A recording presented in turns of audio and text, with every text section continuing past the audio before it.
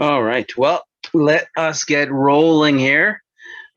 I am here. Everybody that was in attendance last month will know that I wasn't. I wasn't in attendance, but I'm back. It was the first full meeting that I may have ever missed. I had to leave early the month before, but I don't think I've ever missed a full meeting, so that was a first. So, Edmonton Real Estate Investors Association is who we are, and we'll do a little bit of housekeeping before we get rolling here. Make sure, and I think everybody's been very quiet, so I think everybody's been muting themselves. So try to keep everybody muted. There'll be times where you'll be able to unmute yourself and ask questions or share in the moment where we're asking people to share. All right, so I'm just adjusting my screen here. But so the Edmonton Real Estate Investors Association, for those that might be here for the first time, has a vision and a mission. The vision is financial freedom through real estate investing is attainable for everyone. And our mission is to create a community of real estate investors and promote an environment that encourages learning, sharing opportunities, and building relationships. We'll give everybody a chance to share opportunities later in the meeting. Of course, every one of these meetings is to encourage learning and for us to learn something about real estate, and there's some sort of facet because the group has 3,000 plus members, and usually we get a mix of investors in every monthly meeting. Some people are long-time savvy investors, and some people that are just getting started. So we try to cater our meetings to different segments of the group every month, so that we can kind of touch on everything and hit all niches within the group. When you get a chance, please give us a like on Facebook. And we update obviously the area meetup page, but we also when the opportunity presents itself, we put stuff on that site, the Facebook page as well. All right, so all these events are put on by a volunteer board of directors, and that's without these folks, we wouldn't be able to put these together. So we have our newest member, Sean Impey. He's our resident mortgage broker, and he'll have a moment soon that he'll get to touch on things that might be interested in the world of interest rates and how that can affect your real estate purchases and sales and investing. Lana Chow is our secretary, and she is the one that behind the scenes keeps everything well oiled, making sure that everything gets accomplished that needs to get accomplished, so that we do have a association. Walter is our treasurer, and he's the quiet guy behind the scenes that just keeps his hand on the beans and makes sure that we have money, and then that we spend it prudently. Linda Hayes is our vice president. I believe she is in Edmonton these days. She enjoys is a Canadian and a Belize resident, kind of sort of. So she has the pleasure of enjoying the fruits of her investments down in Belize, and she also helps us keep this train rolling, this investor association. And then myself, the president, have the pleasure of being the president for I think the last 5 years. Local realtor and a part owner of Coldwell Banker Venture Realty. Always here trying to help investors, whether it's advice or mentoring, to kind of make their investment life easier. All right, so disclaimer, every month we have a guest speaker, and every month there's advice happening going through this meeting. So we always suggest that you pursue your own professional advice and do your own due diligence on any opportunities that maybe somebody in the room will share, or something that any of our monthly presenters share as well. So always do your due diligence, and we try to make sure that at least our guest speakers are all reputable and will not lead us astray, but we still encourage due diligence. All right. So every month, obviously, we have some new attendees. There's always people kind of checking in. Especially, I find that in the last probably year, real estate in the area has really been on an upswing. So there's lots of new people looking at real estate for their first purchase or their 50th purchase, but they're looking for more information, and everybody's cautious on what their next move should be and what other people are doing. So if this is your first time in one of our meetings, welcome. When we're back live in a hotel room, we'll get you to go around and give some high fives. All right, so what to expect tonight? We'll have action takers. So every month we like to see what are people doing. Are people taking action? From the simplest things to purchases and sales. We'll have a market update, talk about the real estate market, some rate news, and touch on some economic pieces that are happening in the area or affecting the area. We'll have a little bit of a break, and then we have this month's guest speaker, Shelly Hagen. Great speaker and just full of knowledge. There's many topics that Shelly can tackle. I think that at the beginning of the year, I think the managing growth and essentially planning for growth and preparing for it is very pertinent. And so Shelly will take us through a number of steps to make sure that you're running things like a business and not by the seat of your pants. And like what they say is you don't fail to plan, you plan to fail, or something like that. And then once Shelly's done with the presentation, we'll do deals and steals. That'll be an opportunity where you can unmute yourself and tell us about a deal that you have on the table that somebody might be interested in, or you might be offering a service that real estate owners may need. Or maybe it's an ask. Maybe you have a deal on the table, you need some capital, you want a joint venture. So hang tight for that. And then for the last year, we've been ending the meeting in breakout rooms. The closest thing we can do to kind of doing some networking in smaller groups. Obviously, when we break the rooms into eight-ish people, then some more conversations can be had. Versus 20, 30, 40, 50, 60 people in one room is hard for everybody to get a word in edgewise.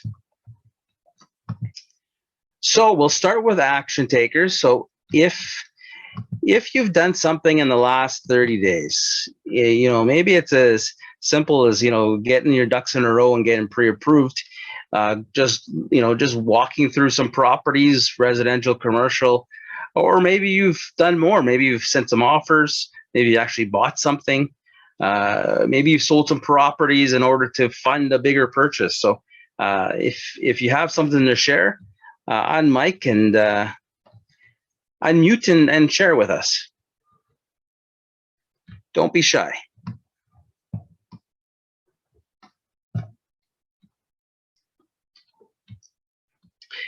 And I know people are taking action because the market tells us that there's lots of people taking action, and a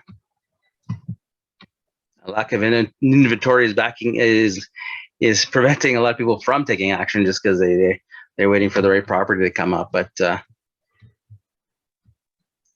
anybody got anything out there? I guess I'll go first. My name is Frederick. I've been here a few times. times, and in the last month, we've progressed pretty good on our legal suite conversion in Rundle Park.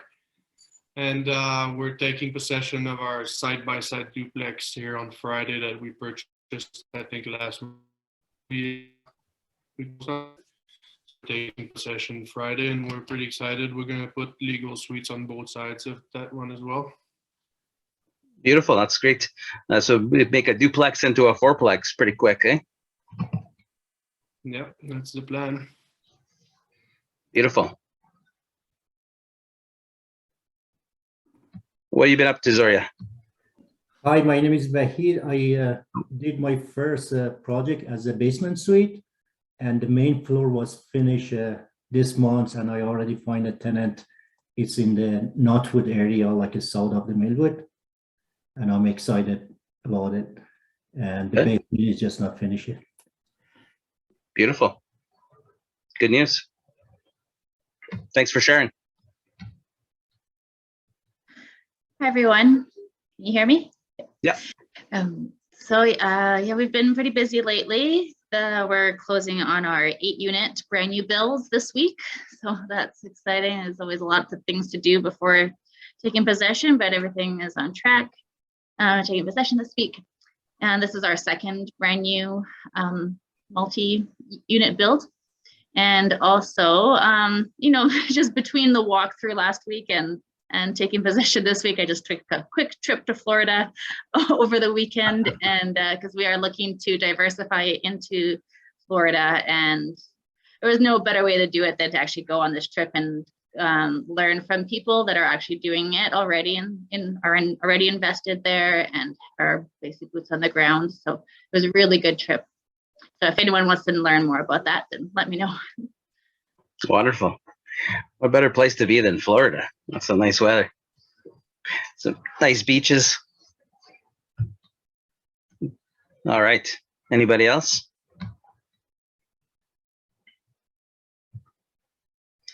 If not, then we'll get rolling. No, I gotta turn to this, yeah. All right. So we'll jump into our initial presentations here. I know that Linda has to jump out, so I have her first. We'll see if she can go through her PowerPoint here. So Sean, Linda, and myself will take you through these, and we'll get started with Linda. Here, I'm unmuted here. So first thing I always talk about is a little COVID. So of course, we know some of the Alberta restrictions have been lifted now, which is great. And that's with the vaccination mandate now. And they do say masks will be coming off probably March 1st if things change. So everyone has different opinions on that, but at least hopefully that means more people might travel here, which helps those of us with Airbnbs, as well as travel hopefully will change at some point because flight cancellations are continuing into March. So all the airlines are talking about extending what they've been doing for the last little while. So that's going to kind of continually happen.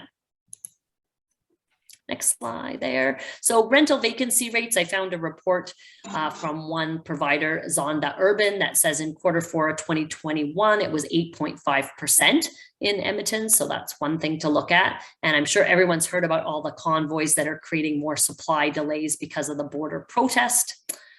And there is some press releases coming out recently about Alberta's recovery plan, where they have a bunch of grants for new partnerships, where there's 16 projects approved, where 1/3 of them are in the energy sector, and then 2/3 in a variety of other industries. So it's basically where companies are provided money to hire workers to try to get more people back to work. See if I can switch the slide. So here's my unemployment in Alberta graph that I am trying to show each month in the meeting. And so you can kind of see the numbers I'm going to show on the next slide here as well. So in January, Alberta was 7.2%. So it's down 3.6% from last year and down 0.3% from December. And some of the news articles talk about it being the lowest since the start of the pandemic, which might sound good, but I talk about this a lot. Remember that the numbers can look better when people leave the labor force. So I did find an article from Stats Canada talking about that basically in January, 1 in 5 of the long-term people that were unemployed have exited the labor force. So that makes unemployment look better than it actually is. So when you see those numbers quoted, just make sure you take that with a grain of salt because it's not necessarily correct. So here's the inflation, and I've talked about this before. This is the published number, so 4.8% in 2021. And those also obviously have a few different things with them. And then the last thing I wanted to talk about, for those of us who have CEBA loans, which I have one, any business could have applied for it, and there is a forgiveness period. And originally you had to pay back basically, if you had got 60,000 of the loan, you'd have to pay back 40,000. It was going to be for December 21st, 2022, but they've actually extended that. So those repayments don't have to be made till December 31st, 2023. So good news if anyone has booked any of those loans on for their businesses. And I have a cat in the background here to say hi. Hello. And I think that's my last slide. All right. Hey there, kitty cat. Purring cat. All right. Thanks, Linda. No problem. Some good nuggets there. Now I'll jump in here with the market update. You probably have to be under a rock to not know that, the market is kind of not kind of, it is in an upswing, and it's been in an upswing for, essentially most of the COVID period. And there's no signs of it stopping. In fact, there's a lot of factors that are going to make it probably a perfect storm for quite a spike in values and sales this spring. And there's a number of things that are just happening just perfectly for that to happen. Oops. So we'll touch on how January looked. So the new residential listings decreased by 8.9% year over year. Between last January and this January. So that's one little thing, is that there's less new listings that have hit the market so far, and in a market where there's not enough inventory, and there wasn't last January either, there's even less. Now the listings went up from December to January, but that's no surprise. Every year, there's less inventory in December, and then there's a big spike of inventory in January. The inventory was low in December and it spiked in January, but it's still not enough to feed kind of the demand out there. Overall, the inventory in the greater Edmonton area was down 14.8% from January of last year. But so there was an increase in the greater area as well. But like I said, overall, still a little bit light. So when we talk about unit sales, up 10% from January. That's par for the course every year. The sales go up in January from December, and up 3.5% from December from December 21. And they all sections of the market, the residential homes, the condos, and the duplexes are all up.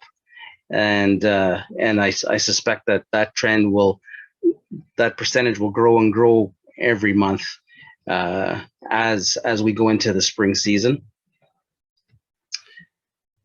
Now the selling price, so the average price when you lump in all properties right now is $376,923, increased from December, as you would expect, and it's up 3.5% from January 1 year ago. And again, all segments, the houses, the condos, the row house duplexes, they're all up, and they will all continue to go up.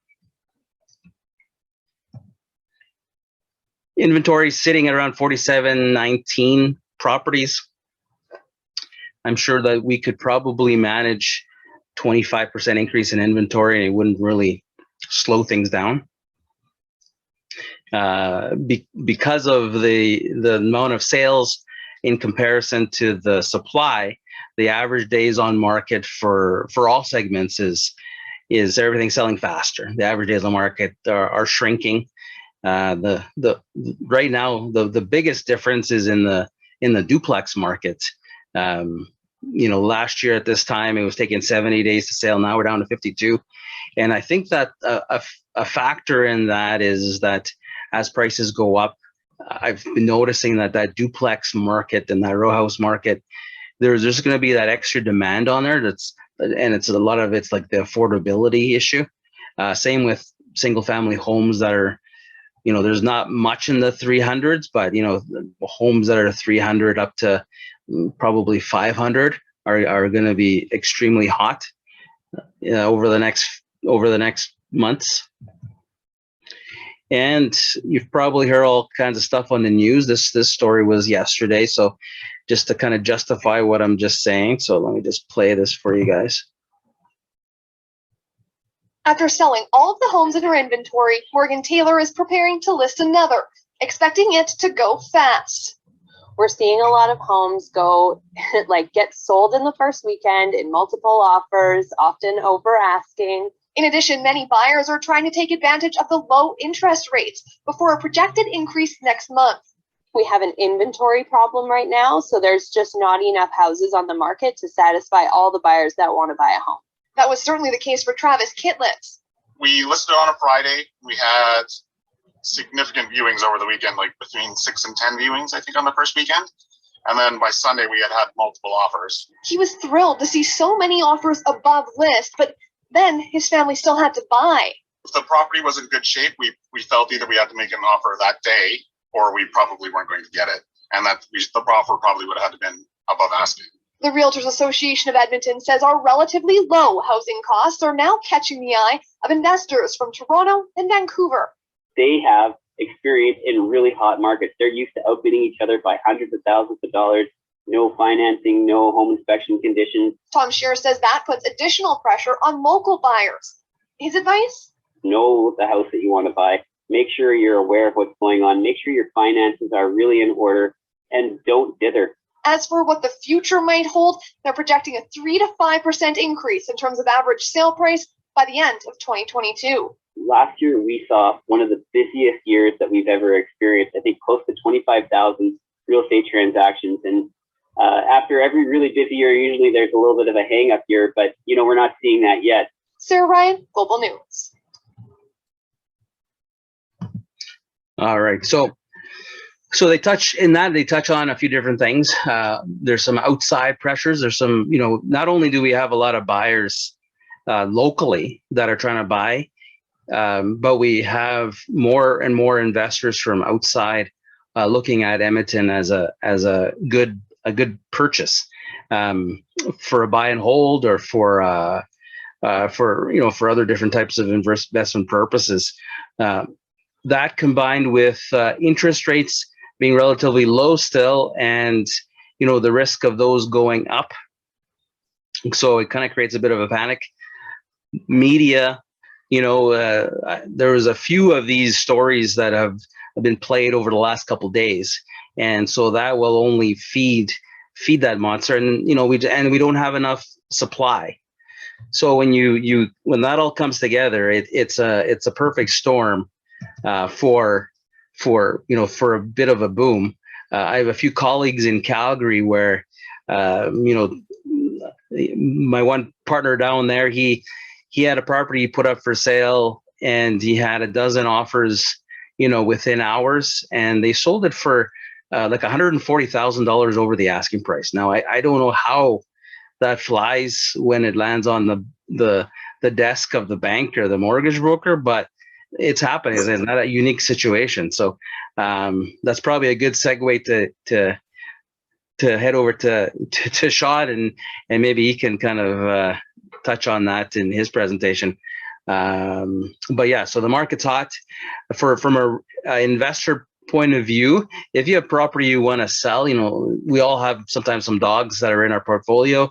This spring might be the time to put that on the market. And then there's some of us that are always looking for the next buy.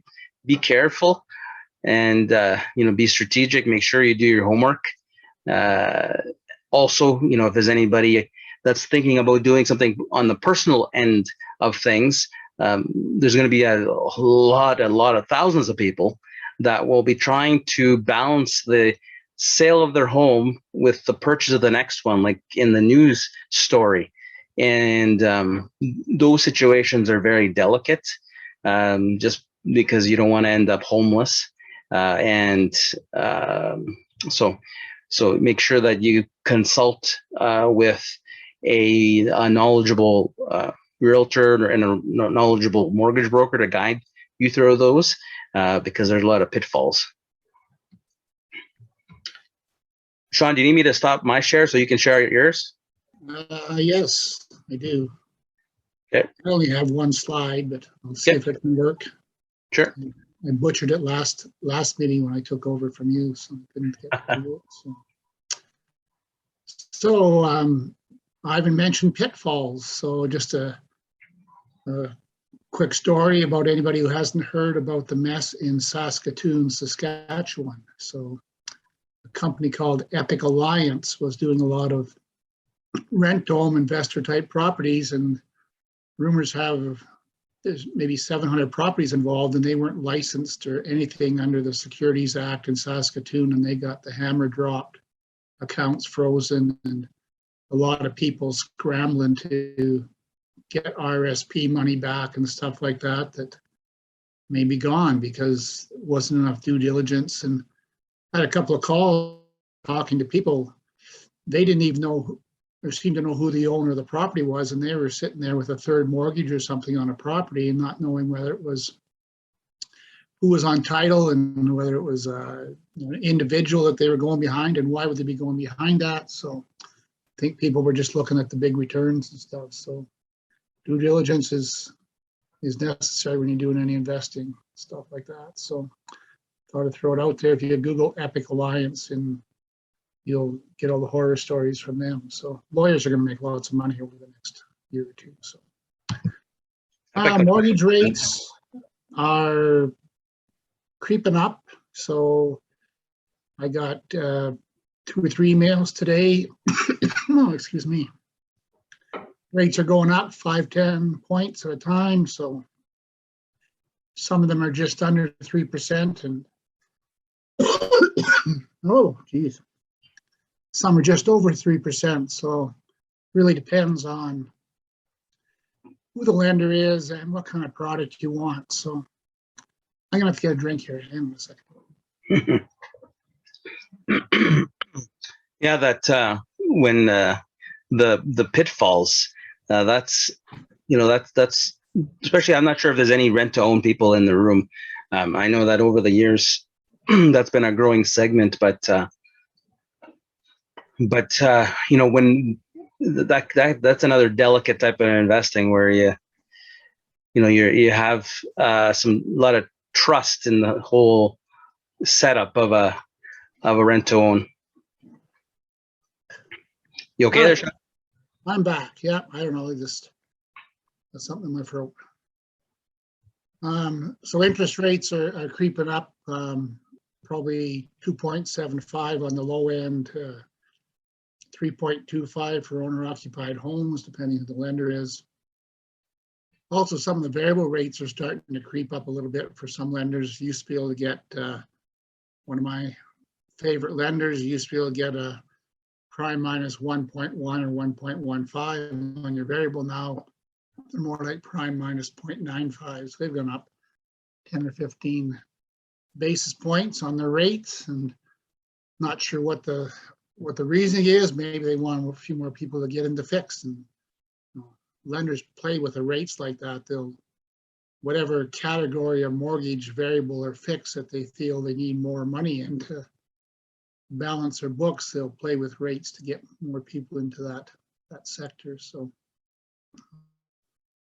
one question I get asked all the time is variable or fixed, where should I go? So with variables around 1.5 and fixed around, say, 3 on average, spreads about 1.5 percentage points on that. So if you were to ride the wave of variable for a while, you'd be saving money on your interest. The $64 question is, when would you cross that fixed rate that you could have got when you got your mortgage? And how much higher might variable go? And are you going to end up ahead of the game or behind the game at the end of a 5-year term? So the only real way to know is to wait 5 years. I do have a little slide here. Can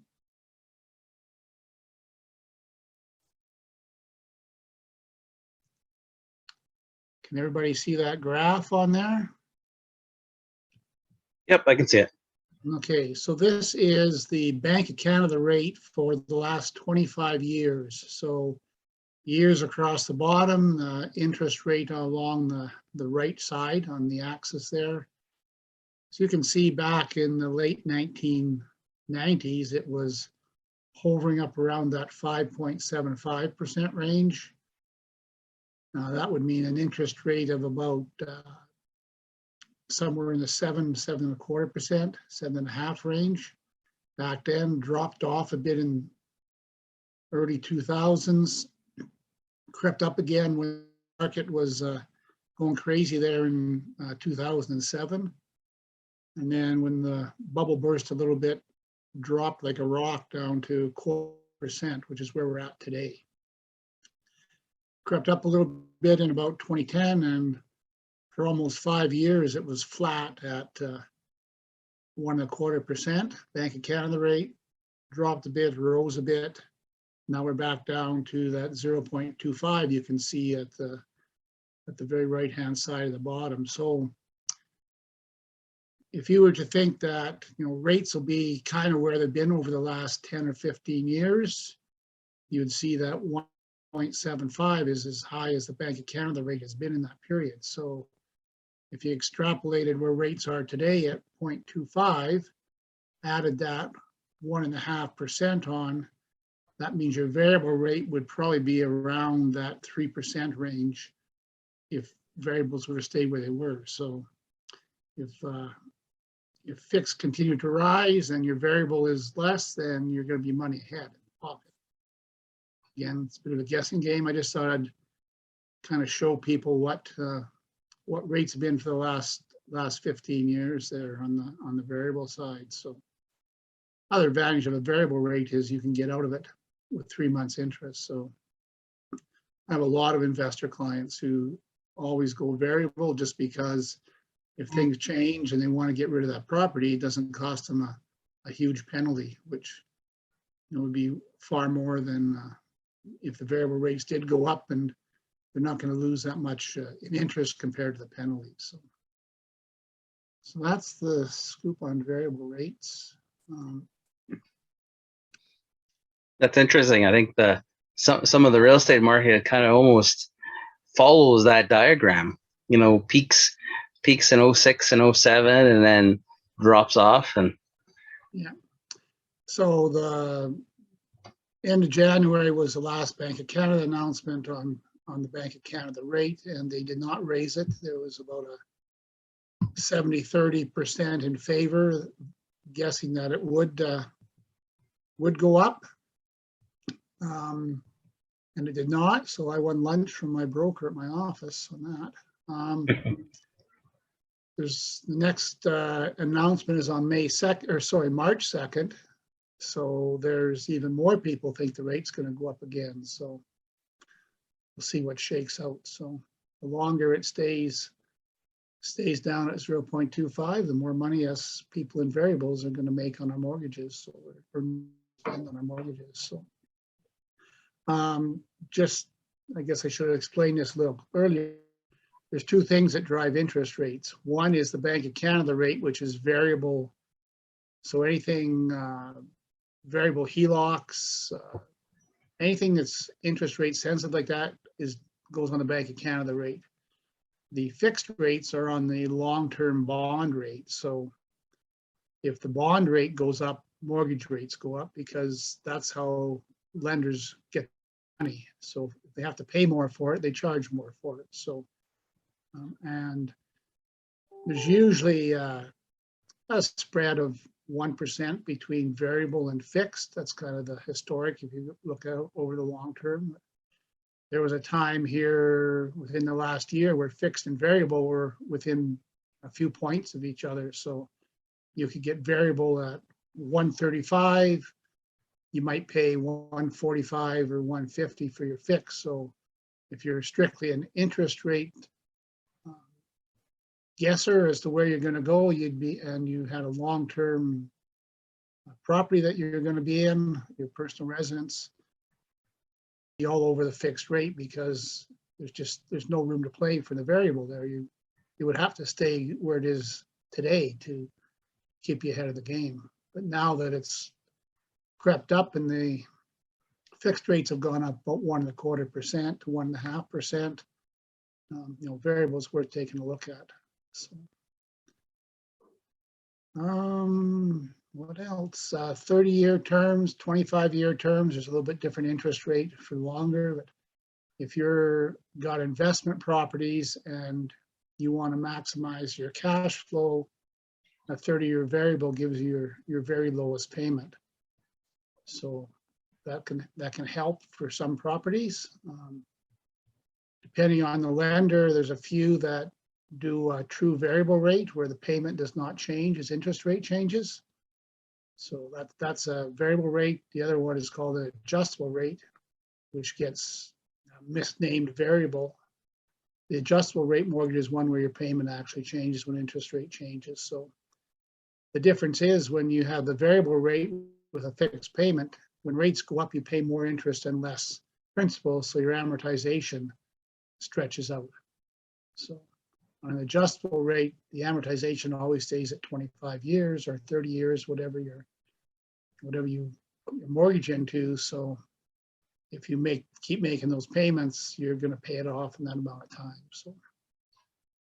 So it's something you always talk to your broker about, and make sure they talk to you about variable versus adjustable, so you know what you're getting into. And the other thing I encourage everybody who's, whether it's your personal residence or your rental property, do not go into biweekly accelerated payments, simply because the higher payment shows up on your bureau. So if you're looking to buy more properties and your monthly payment would have been $2,000, but you went into accelerated biweekly, now maybe your equivalent payment is about $2,300, because you're making that one extra payment throughout the year, right?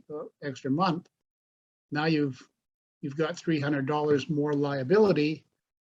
So it's $50,000 worth of mortgage you can't qualify for because of that extra liability. So you got, a couple of rentals out there and you went to accelerated biweekly on them all, there's a chance that you could be giving up $100,000 or $150,000 worth of qualification room, which means getting the property or not, just because of the numbers that we reported on the bureau for your mortgage and your payments.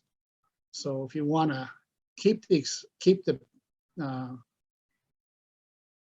amortization shorter, if you want to shorten it up, use your prepayment privileges and pay an extra $500 every 2 months or something. Never shows up anywhere, and you still get the benefit of the lowest possible payment on your mortgage. So.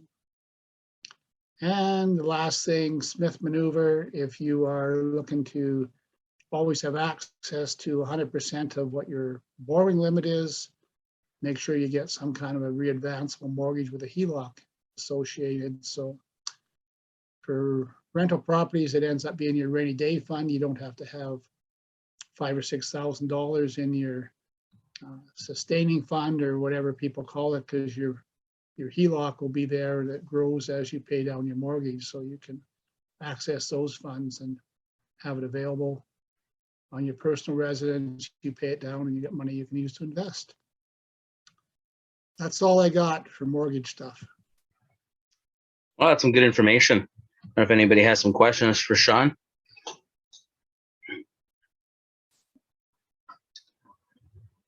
On your retail business, Sean, I'm not sure if you've had many deals come land on your desk with multiple offers and 20, 30, 40,000 over the asking price. Are you seeing a lot of that? And not so much in Edmonton here. It's more of a thing in Calgary now. But so I got asked 3 times this week, can I go in unconditional? And my answer is always only if you can write a check for the full price.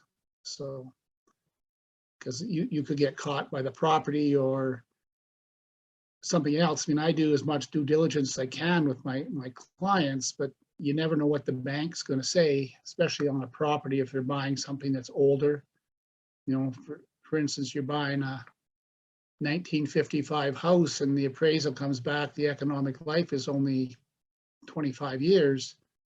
The most you'll get a mortgage for is a 20-year amortization instead of maybe the 30-year you thought. So your payments are higher, it can hurt you, something like that. So, or they just don't like the house. You didn't know it was a former drug house and it wasn't disclosed. And sure enough, the lender has something on file. I mean, it doesn't happen very often that they reject the property, but it can happen. So right now, as of today, I don't encourage any unconditional offers for any of my clients.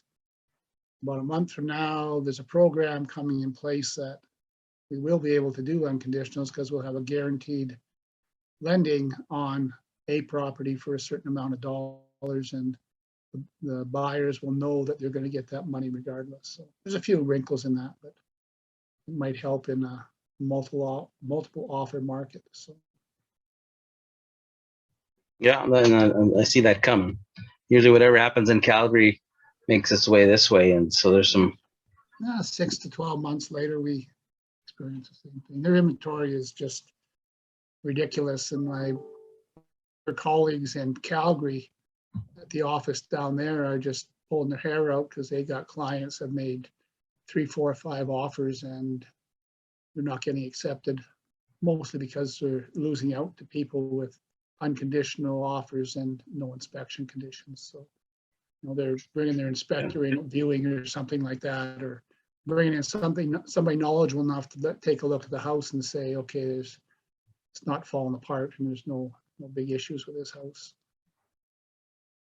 Yeah, I mean, it's common this way, and I'm always shocked when I hear about an offer 100,000 over. I've never dealt with that before, but I can imagine if if you had a client that made an offer 100,000 over the asking price, I'm sure you'd kind of be worried about it appraising. I'm sure that would be an issue, if it does appraise, but if everything else is selling for those kind of prices, then it should appraise, close to what the market is, because appraisers use comparable sold properties that are nearby within the last 3 months is what they like to do. So if everything is selling at those higher prices, you may have a chance at it. So and it just means you have to put more down, so that's what you have to know what you can really get approved for, right? You may have to be out of pocket for that whole $100,000. And the last thing is the asking price what it really should be listed at? Yeah. I know that in some places, some realtors play games with the asking price, the list price up front to generate a heated auction fever, I guess, on the property. So no, that is happening, for sure. There's a question in the chat. This is a whole presentation on its own, but it says, can you expand on the difference between Heloc and the advanceable mortgage? You mentioned you should set up the Heloc at the same time as the mortgage, but what about the advanceable mortgage? So it's a readvanceable mortgage means that when you pay down your principal part of your mortgage, so when you're making a $2,000 a month payment on your mortgage, some goes towards principal and some goes towards interest. These days it's about a 75-25 split. So $1,500 of that would pay down your principal, and 25% of it would, $500 would go to the bank for the interest. So normally, if people just set up a standard mortgage with no HELOC and nothing's readvanceable, that equity grows in the property, but you can't touch it. You've put your money under the pillow and you can't get it out. So a readvanceable mortgage means that you can claw back the money that you paid in principal to either set up another mortgage or it goes into a Heloc so that you can use that money for other purposes. So they're one and the same. When you hook up your advanceable mortgage, the money has to go into something down the road, which can be a Heloc, or it can just basically sit there till you want to put a different type of mortgage. So there's a number of lenders allow multiple products under one umbrella. So Scotia Step, for instance, you can have up to 11 products. So you could have 2 or 3 mortgages on your property, plus a Heloc, all working there for different purposes. You know, if it's your personal residence, it could be because you have non-deductible debt for your, then you decided to take out 100K as a down payment on the property, and instead of paying the Heloc rates of, you know, normally 3% today, you put it into a variable rate mortgage at 2%, and you pay less interest over that. And so that's a deductible expense for that interest. So you want to keep that separate for accounting purposes and everything else. So, and I also have clients who are on the fence between variable and fixed. So they'll say, I don't know which way to go. And I said, well, what if you went half each? You know, your $400,000 mortgage, you could do 200K of that in a fix, and you could do 200K in a variable. So you only get half the benefit when variable is low, but you only have half the risk when fixed. If you go up and you're over the fixed rate. So kind of narrows the band of profit and loss on your variable rate. So. Yeah, Sean knows a lot about with that, and it kind of moves into the whole Smith maneuver. So if you have any questions with him, I encourage you to set up a one-to-one with him and chat about that further. Maybe we'll quickly chat on this next question, and then we'll move on. But it says, are interest-only mortgages available? And the answer is yeah. A Heloc is technically a mortgage, so people don't.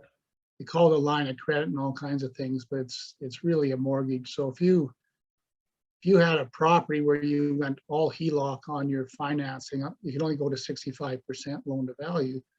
You could have all Heloc, and it would get registered at land titles and stuff as a mortgage on your property. So those are interest-only mortgages. So. Perfect. All right. So if anybody has any other questions for Sean, take note on the screen here. There's his email and his phone number. Reach out to him, and he knows his way around. Yeah. Well, you remember my name. I'm unique. I'm the only Sean Impey around that I've ever found. So you can always Google me and find my website. Yeah. The contact information, and it's always free to talk real estate. So you know, just give me a shout or send me a text or an email, and we'll find a way to hook up. Perfect. We're going to take a 2-minute stretch here, and then we'll jump into our main speaker, Shelly Hagen. So if you need to top up a drink, go run to the bathroom or something, and do so, and then give Shelly a chance to bring up her PowerPoint, and we'll carry on, and so that we can wrap up at a decent time.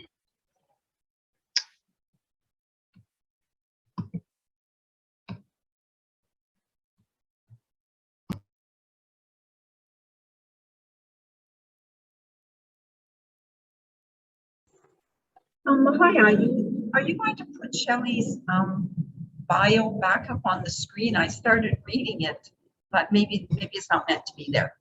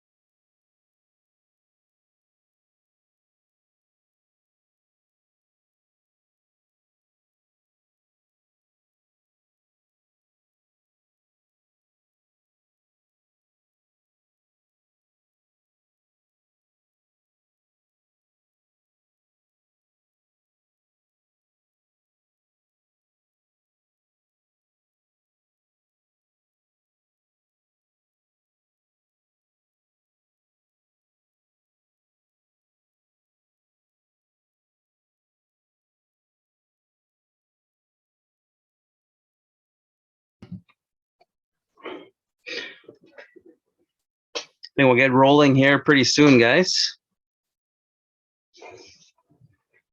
Hopefully everybody hasn't disappeared.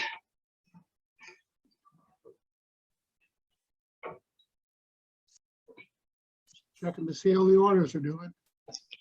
Yeah, that's what I went and checked on.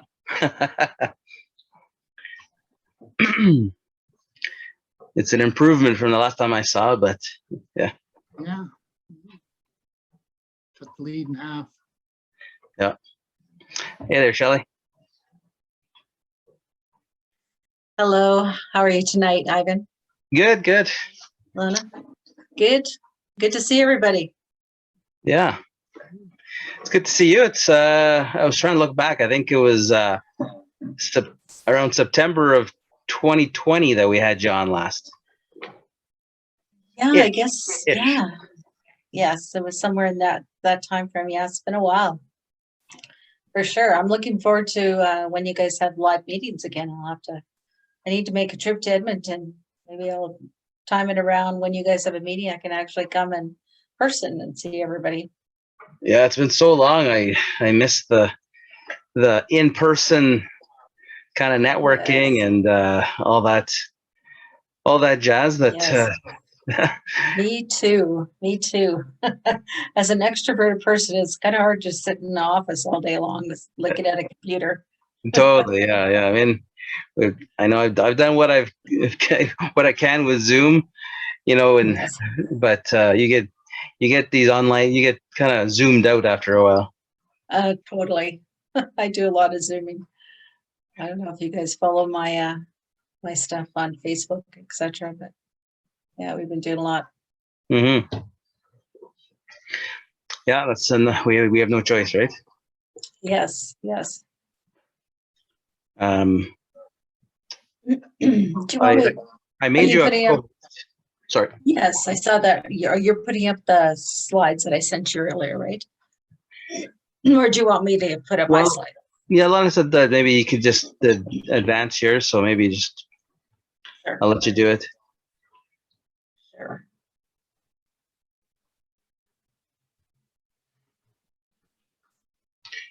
Everybody has black boxes today. Sometimes there's people that are courageous enough to let us take a peek into their world, but everybody's kind of shy. There's let's see, can I see anybody? Nope. I see Sean, Shelly, and myself.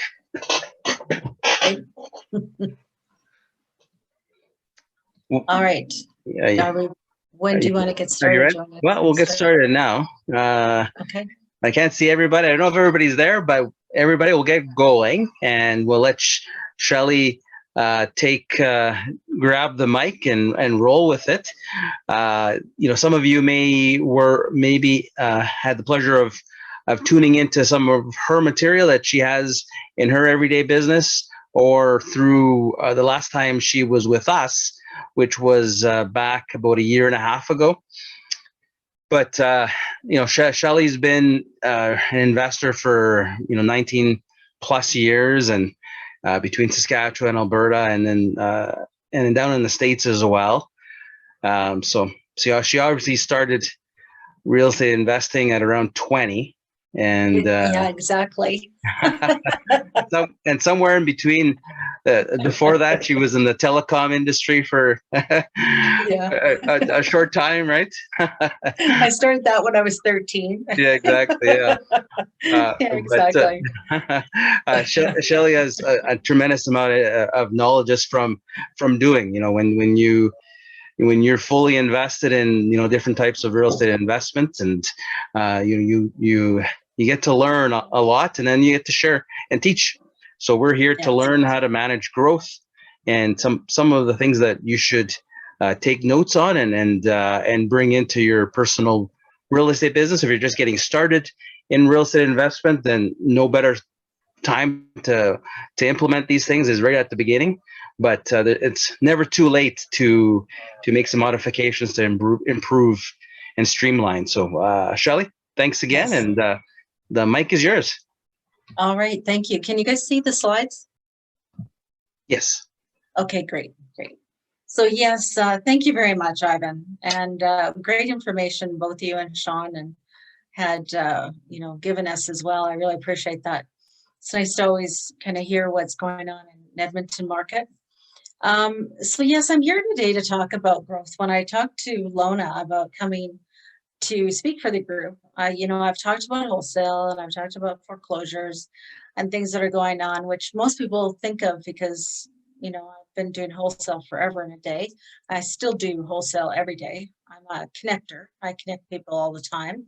And, but, there really is, you need to be constantly looking at your business and where you're going. And there's a lot of things that people, may or may not have considered. And even if you're just starting out or whether you've been in the business for a long time, some of us have been around for a long time. Sometimes we just need to, shake ourselves up a little bit and really take a good look at where we're at and see, are we doing what we need, have potential to do more or less, or, what do we want to do? And it's always a good idea to just take a look internally and externally to see kind of where we're at. So we thought, managing growth would be a good topic possibly to come and talk about. So that's what I'm here this evening to share with you, just some ideas. So as you mentioned, my name is Shelly Hagen. I'm from Calgary, Alberta. I started out my little adventure in real estate investing in Regina, Saskatchewan. And I started with my business partner, Carol McConaughey, and we are probably an anomaly. We've been in business together for a long time and we're still business partners. We still like each other. And she's like my sister from another mister. And I value her tremendously, even though, we do lots of different kinds of businesses as we go forward. So as we started out, we both worked for the phone company. We had quite a bit of business and management experience doing that. I've been a full-time investor since 2001. And it was really important for us, like you folks here, to continually to, look for professional development and, develop ourselves to continue to grow. And we had a motto when we first got going. I think some of you met me before and know that it's, go big or go home, was the way that we had set up our business. In the first year we went out, we bought 96 units between Regina, Saskatchewan and Gatineau, Quebec.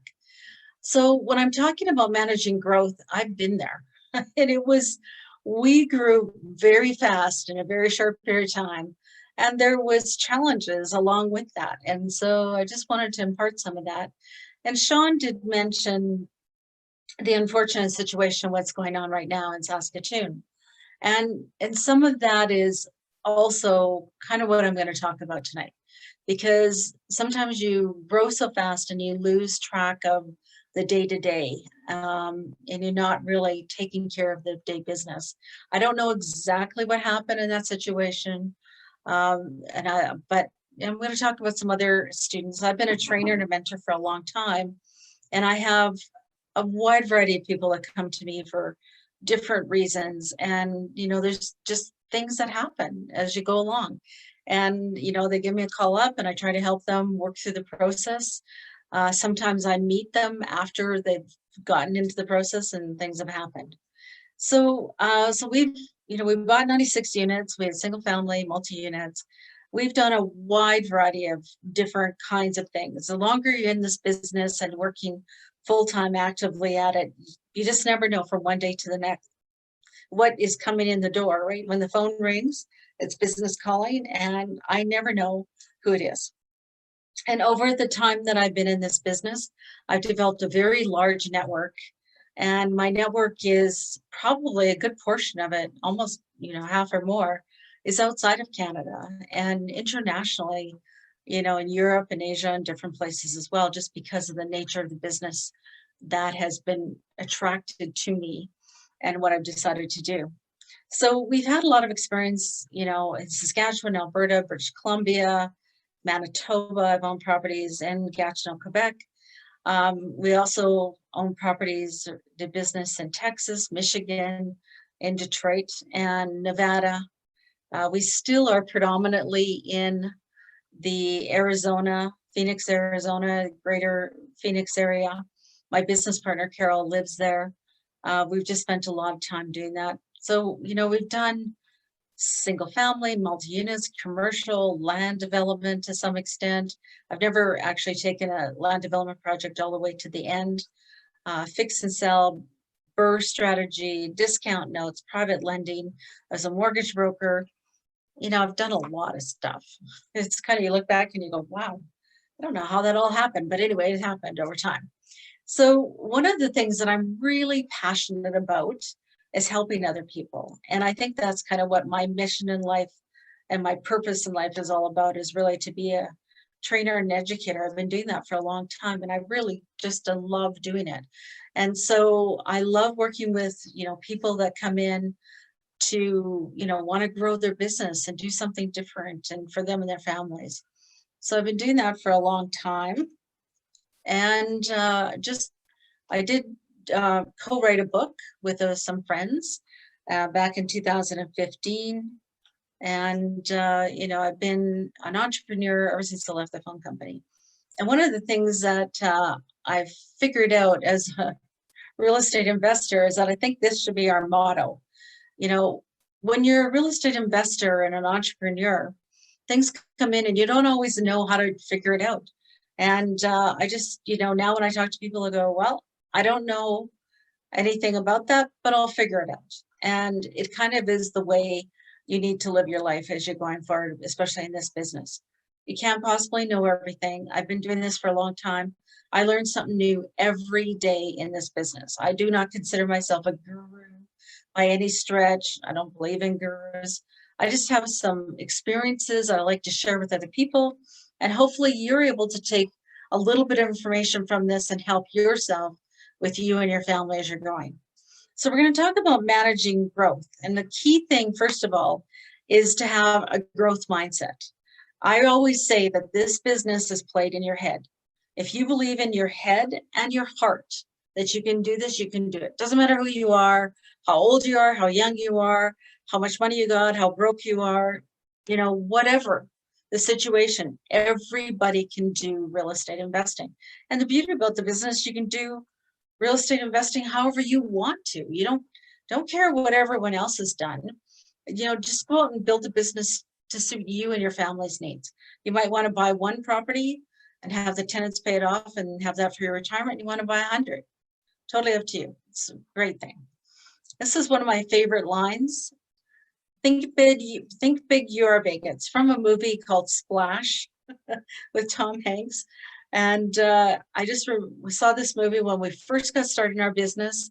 We wrote it down on a piece of paper and we stuck it in each in our offices.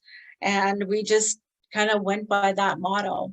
And the first year we bought 96 units and it was just like, okay, no turning back. So what I'm here to talk about today is taking a step back and review where you're at today with your business.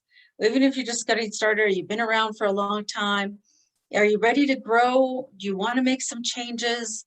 You know, if so, what is it that you need? Who can help you do it? You don't have to do it all yourself. There's lots of resources out there. And what is the plan? I used to be a senior planner at the phone company when I worked at, you know, Sastel. And so planning is kind of one of those things that I've always done, but not everybody has done that. And it's not easy for everybody either. And I don't do planning every day like I used to when I worked there, and that was my, you know, job. So I do have to remind myself to go in and check my goals and objectives and my plan and figure out where I'm at and what do I want to do this year to help myself move forward. And so the other question is, you know, why am I doing what I'm doing? Do I like what I'm doing or not? And if there's something I can change, what can I change? And how do I do that?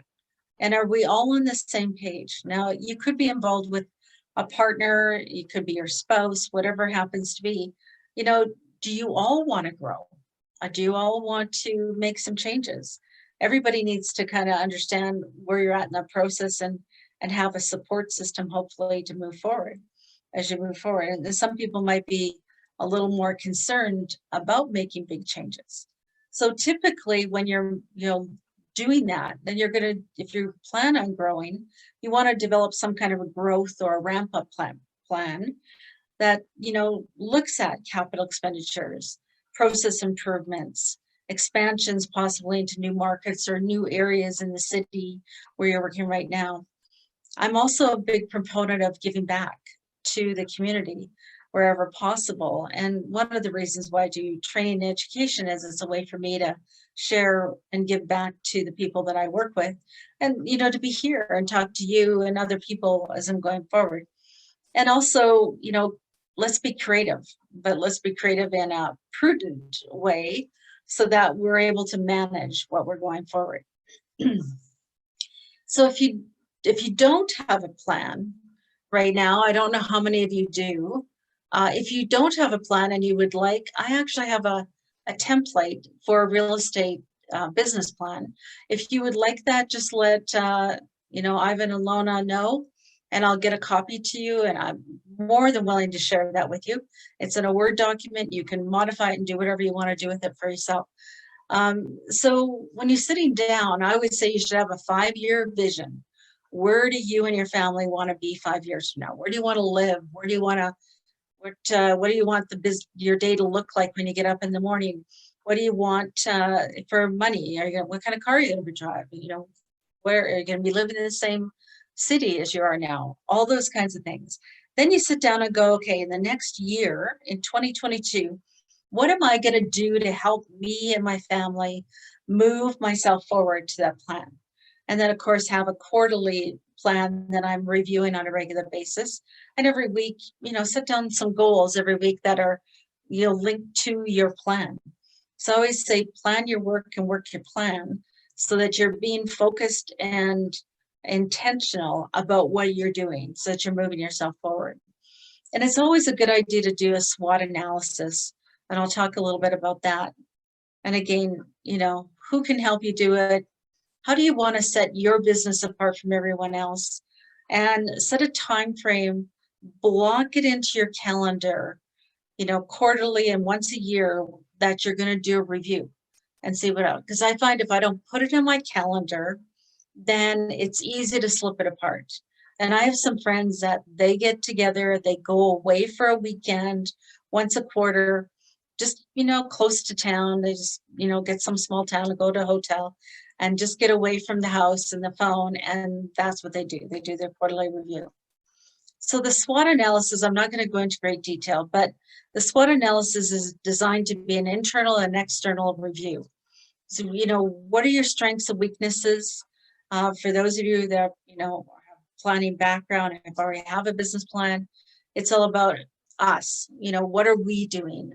What are our strengths? What are the things we need to work on to improve and grow? And then the opportunities and threats are an external view. What are the opportunities out in the market? Can I expand to new markets? Is there opportunities out there that I haven't looked at before? Maybe I'm going to go into a new exit strategy. And what are the threats? Who's my competition? What's happening in the community? Is there something going on in the community that I need to take a look at? So, you know, where do you want to be? Part of this review too should be, you know, should we hire staff? At some point in time, you might be looking to say, well, I need to bring some people on. You know, how do I hire the right people, the talented people? Do I hire them in person, or do I get a virtual assistant? You know, and then once I do that, though, what is my plan to manage those employees? Because now I need to, you know, give them some coaching, sit down job descriptions. I need to, you know, possibly have a benefit plan. How am I going to handle vacation and payroll? All those kinds of things that are going on.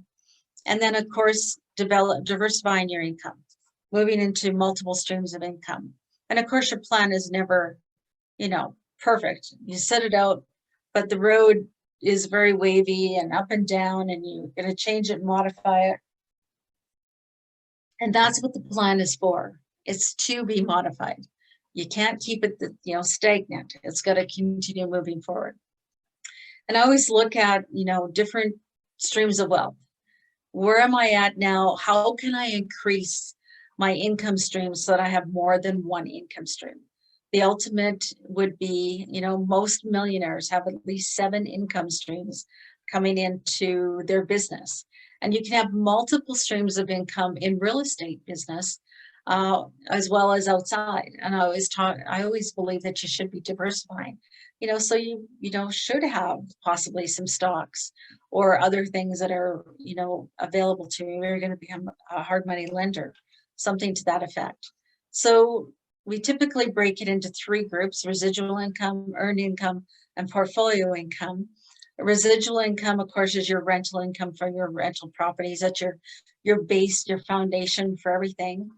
And then you have earned income, which is, you know, income that you're going to get from maybe a fix and flip, wholesale deal, which is like a transactional one-time thing, or portfolio income. This is usually your more advanced strategies. As you get, you know, more wealth accumulated as a real estate investor, maybe you're going to start lending out money as a hard money lender. So now you're going to have interest income. Maybe you're going to buy some stocks. You're going to dividend income, royalty income. You might buy something that has royalties that is paid by the person who uses it, and certainly capital gains as well as you're moving along with your business. So take a look at your business now today and say, how many income streams do I have? What can I do to bring on more income streams to make sure that I have a better plan for myself and my family in case something happens as we go forward? The other thing about your plan, and my mentor students always, I'm sure they must think she's a little crazy because we're just getting started, but you do need to figure out what you're going to do with this plan. All of us here are different ages and different parts of their life. Some of you have a JOB and you want to exit from the JOB. Some of you love your job and you want to stay there forever. Great, that's not a problem. It's just now, what are you going to do with your business? What do you know, at some point in time, you're going to want to retire. You're going to want to slow down, maybe do something different. And, you know, how are you going to manage that? Even though you're just getting started, you got to think about that at some point down the future. You know, how do you exit the business? There's, you know, am I going to sell it? Is family going to take it over? What are my plans? If I plan on having my children take over my portfolio at some point in the future, well, then I better plan to start training those kids on how to manage this business as we go forward and get them engaged in the business early on. So some of you might just have young kids and you might be just getting started and you have, you know, you're in your 20s or 30s. Some of you might be starting your 40s or 50s into real estate investing, because you can start at any age. It doesn't matter who you are or what you did. And so, you know, just take a look at it. The other thing is there's some insurance products that are out there that can help you with your retained earnings that you have in your business as you grow your business. And they can help you plan your exit and retirement with that too. So you might want to take a look at some of those kind of solutions too. From there now, I'm going to sit down and chunk out my plan. And I'm always looking at creating systems and an overall plan for the business. So I go people, assets, and money. The people is both my tenants, my buyers, my sellers, and myself and my staff. So anything related to, you know, deals with that you're dealing with the people side of things. What are my systems that can help me be more efficient and, you know, bringing in those leads and talking to those people, following up with them, following up with my tenants, dealing with my staff, you know, in an appropriate manner. As far as assets go, what are the assets that I have in my business? It could be my properties, could be mortgages, could be equipment and vehicles that you're going to own eventually. How do I manage those things? Money. How am I going to get the money together to do this? So how am I managing my income, but how am I going to raise more capital and get funding to help me grow my business? And everything centers around systems, tools, whether paper tools, software, whatever it happens to be, that will help me in growing my business. So it just gives you a bit of a model and a framework to kind of look at. So first of all, I want to take a look at my, the people, then my business. So who are the sellers? How am I handling things with my sellers? Can I be more efficient? Can I, how am I going to keep track of it? Am I going to do that on paper, Excel spreadsheets? Maybe I'm going to buy some customer relationship management software, whatever it happens to be. I should always be developing a database of buyers, because you never know when you might get a deal that you can't do, but now you can send it off to somebody else and wholesale it to them, and or joint venture with them, whatever happens to be. So I want to have a database of buyers that I'm constantly doing. I think it's one of your key success factors in your business. Also, I have tenants. I need to be able to manage the tenants, make sure that they're communicated with if changes are happening, that you have good processes of, how to, move them into a property, move them out, and handle them and communicate with them on a regular basis. And then, of course, your employees that we talked about. I have relationships with power team members. How many people do I have in my power team? Do I need to grow my power team to help me grow my business? And I should be always looking at marketing and lead generation always to help me drive in those calls, those people to come to my business, because those are my customers, the sellers and buyers, and my tenants. And so also managing the properties. If I'm not doing the property management myself, who are my power team members that are property managers are helping me manage the business? And, keeping on top of the Landlord Tenancy Act. So I'm managing, those tenants in an appropriate manner. All of those processes of how I'm going to intake those calls, those tenants, those buyers and sellers into my business need to be looked at on a regular basis, and making sure I'm tweaking things, pick up tips here and there so I can constantly go forward. So same with the selling processes. Am I efficient at doing that? How am I doing that? Credit repair, networking, always, of course. Now, hopefully with some of the restrictions being lifted, we can have, live meetings again and get back out again. That'd be great. Everything you're doing needs to be tracked as you're going forward and constantly being reviewed to see, what am I doing? How can I get better at what I'm doing? If you're going to start hiring employees, then it really is important to sit down and develop a human resource plan. What are your labor standards? What do you need to pay them, for vacation? How many breaks do they get in a day? You should have an employee handbook that talks about, vacation, bereavement leave, things like that. You may not have ever thought about it, but eventually you need to have those kind of things in place.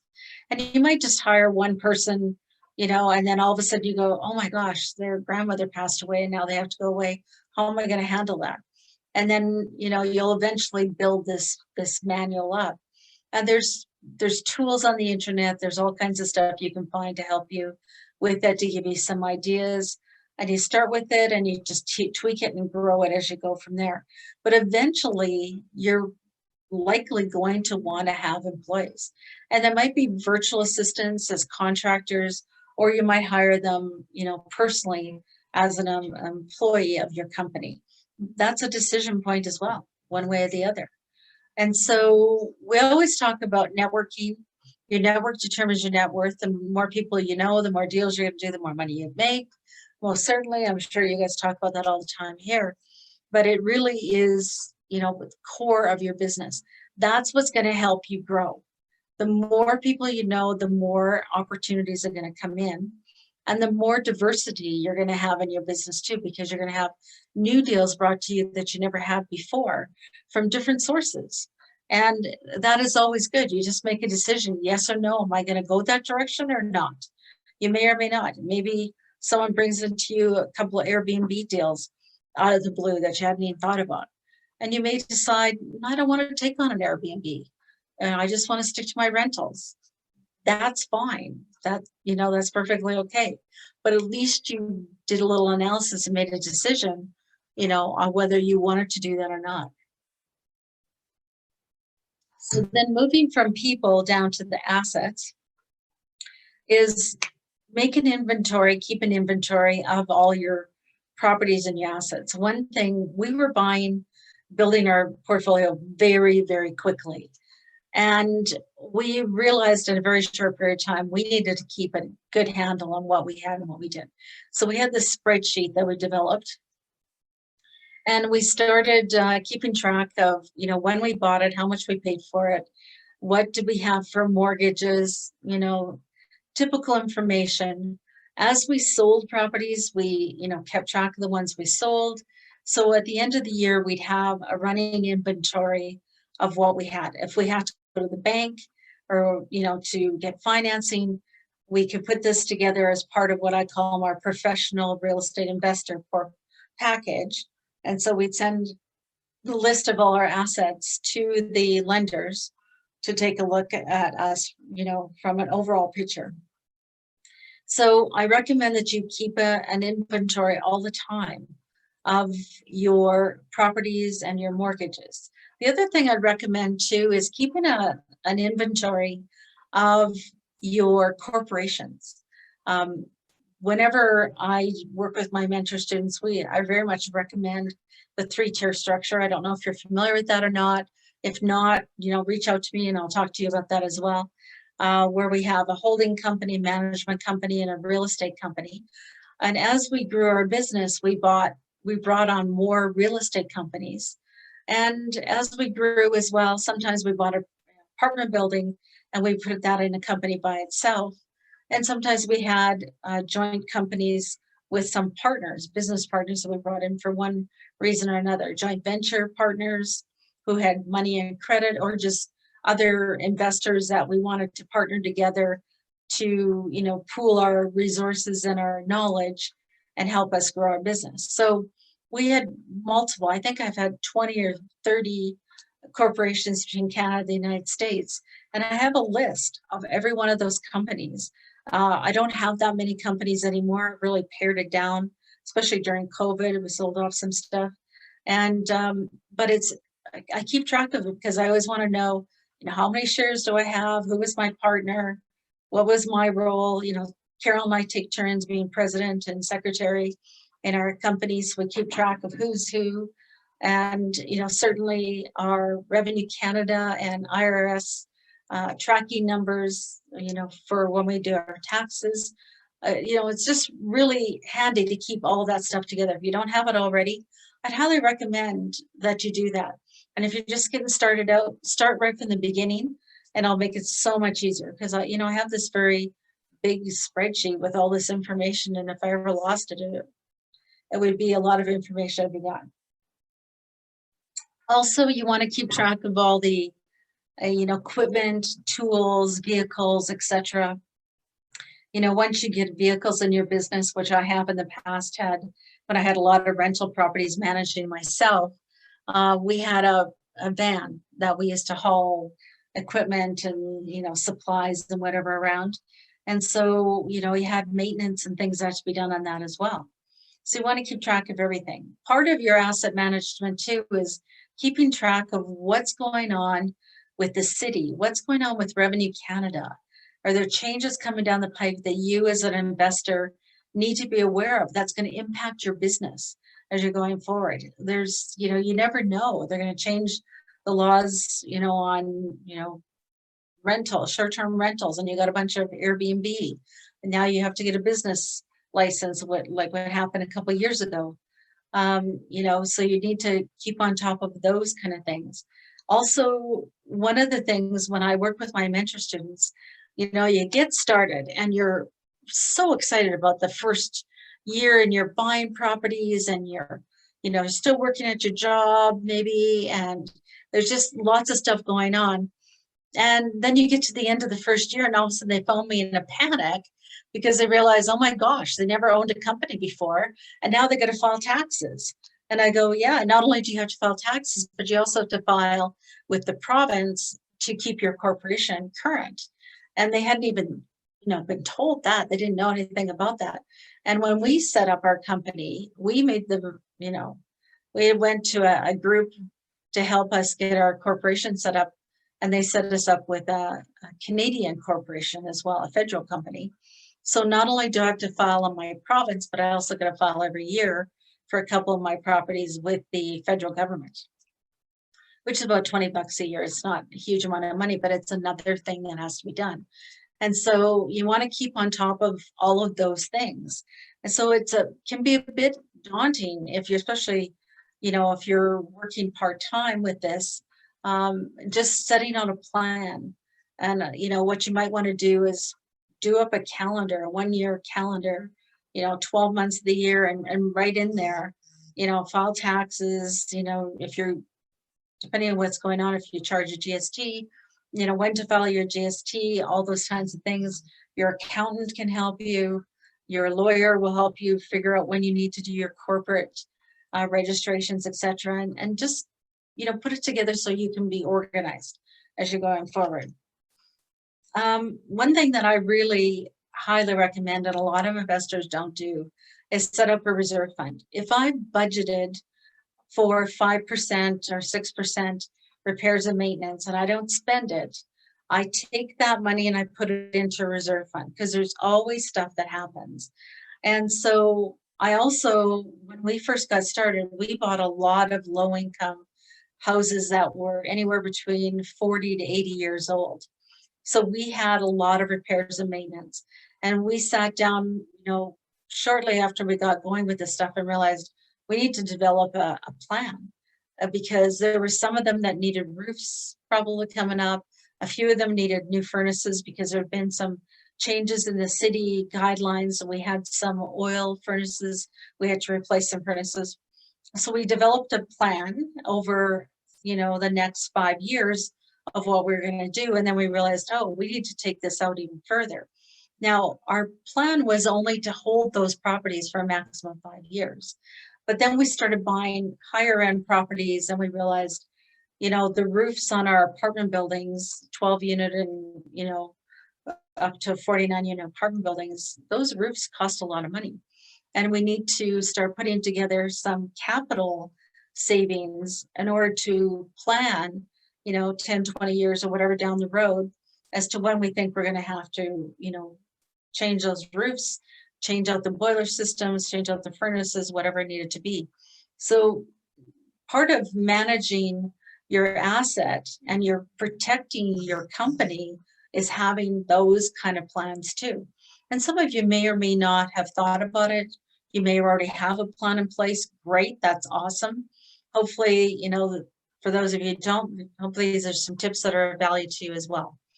As I mentioned, we did have a vehicle, so we had to plan for when we're going to get oil changes. What about the tires? Do we have winter tires available for it? All those kinds of things came along with it. And, do we need new tools? How do we keep the tools up to date? One of the other things with managing your protection of your company is to constantly be looking at your insurance policies. Do you have the right insurance policies for your business?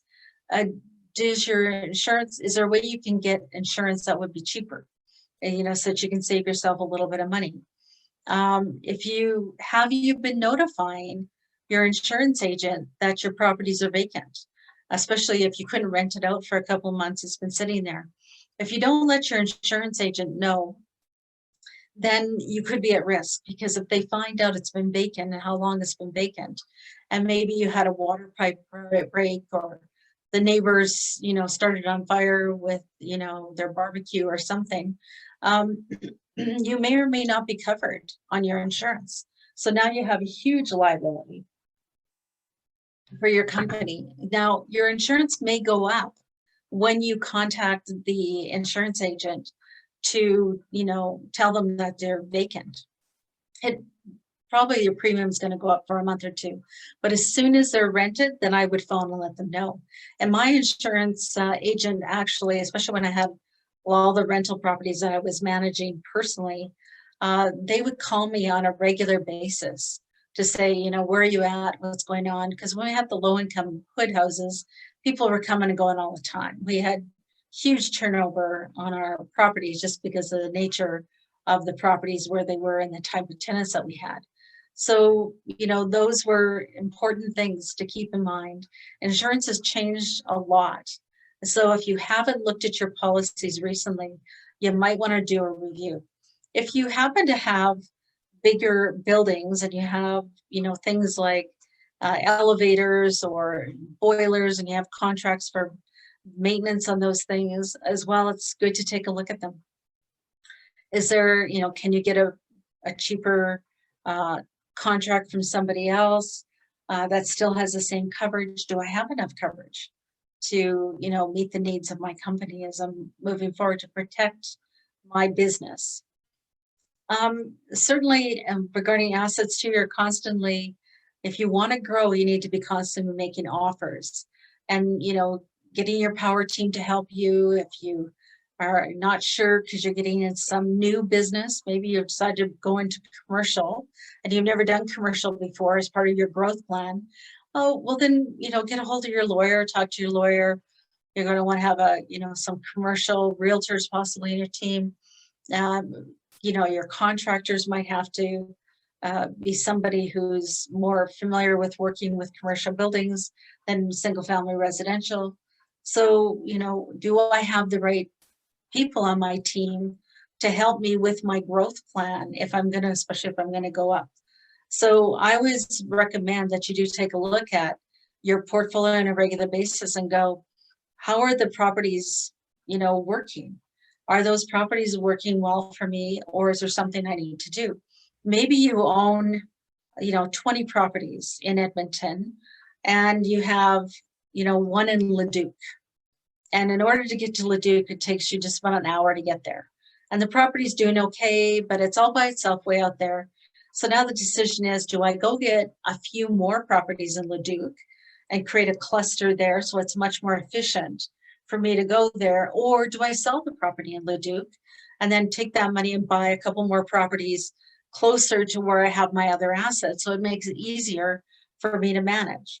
And when I'm dealing with my mentor students, if they're buying, you know, in their home community, or especially if they're buying in another city. I had, you know, someone that started buying in New Brunswick.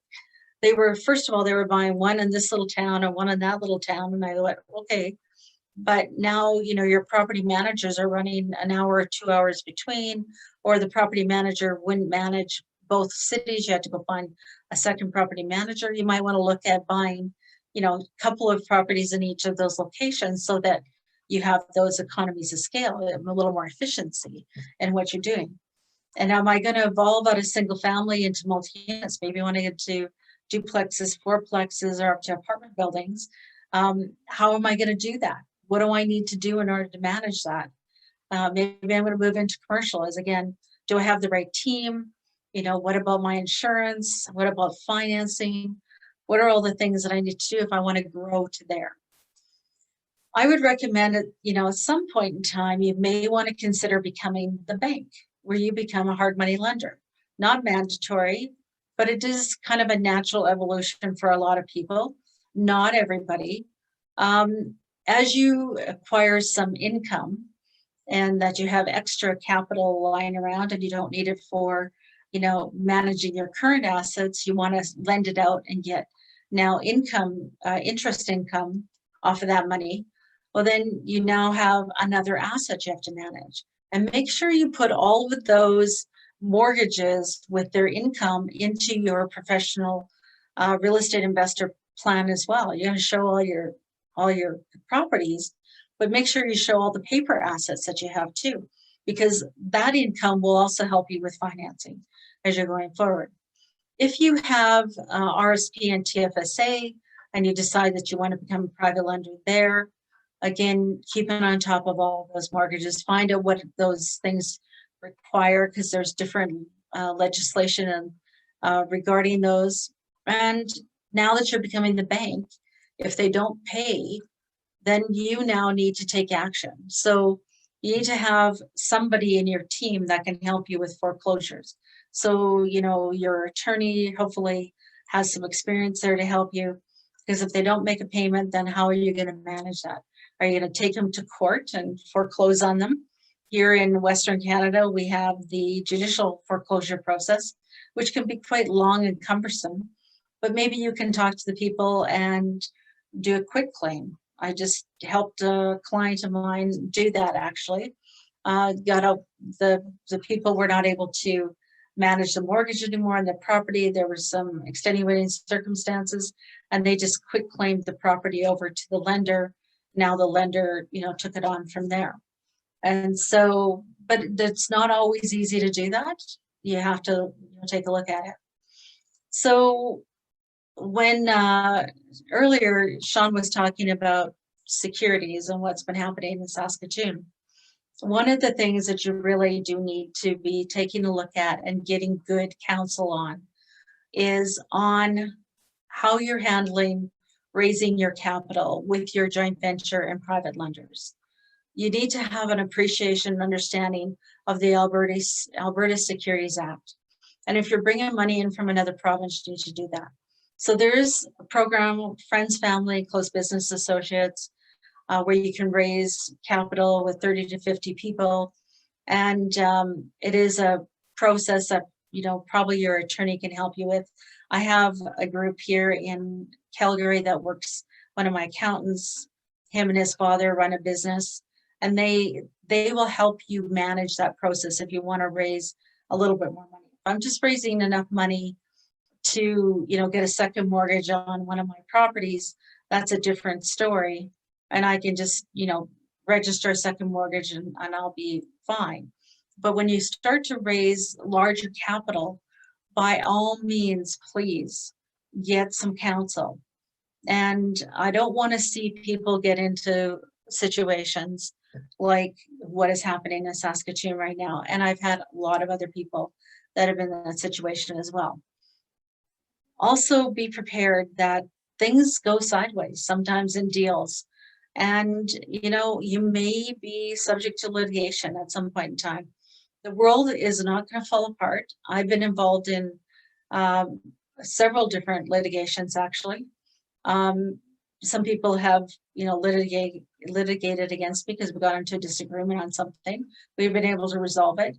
I'm in a class action lawsuit over some investors down in Quebec, and that has been going on since 2005. It's just has taken on a life of its own. It's just huge, but it has been a learning experience, and I've gone through it.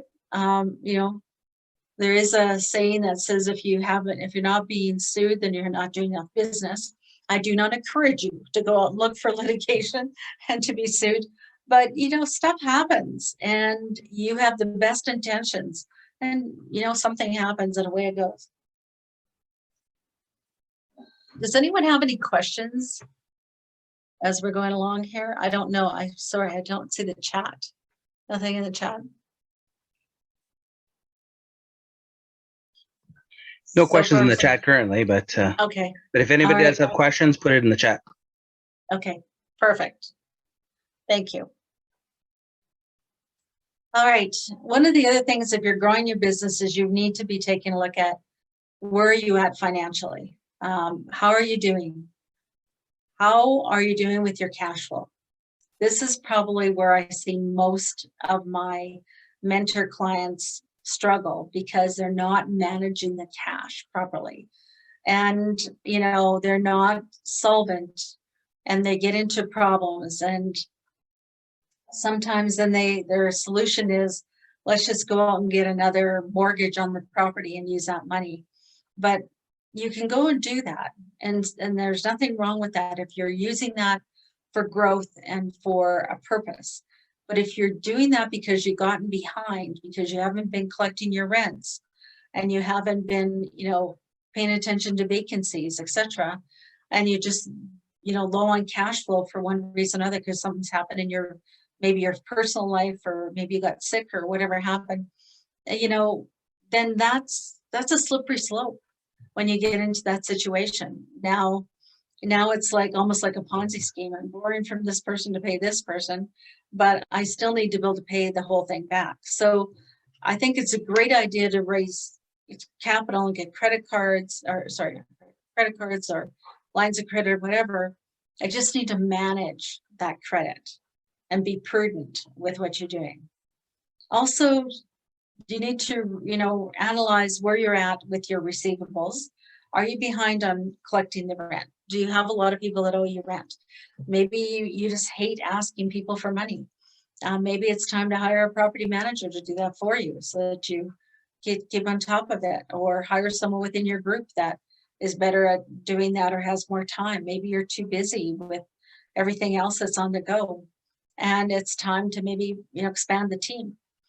Same with the payables. You have a sale possibly, but until you get the money in the bank, the money's not there. So you can't, count on it until that point in time. So, we can use credit effectively for those little peaks and valleys and things that happen with our business, but keeping in mind that we need to pay that off at some point in time. And if you don't have a credit line, I would highly recommend to do that, to go out and get one. You can probably go to your bank. TD Bank will probably give you, $10,000, maybe $20,000 if you have good credit, as an unsecured line of credit. As you grow your business, you can apply for more credit. And some of the flippers that do this full time, a lot of them have lines of credit of a couple $100,000, 500, maybe $1 million, where they can go out and buy and sell properties. But they've shown the bank that they can do that by having a proper business plan and show a good success history of what they've done. So again, that business plan comes back to help you as you're growing. Also, I need to be taking a look at my costs and my debts. Where am I at? Can I cut those costs, get new insurance, get new suppliers? What about the debts? Can I lease versus buy? So I'm not putting out a bunch of capital right now. I need to keep my mortgages, taxes, everything current and paid up. Maybe I need to refinance a couple properties. Maybe you've got some high interest rates on some of them. Maybe it's time to refinance and see if you can get some more money out.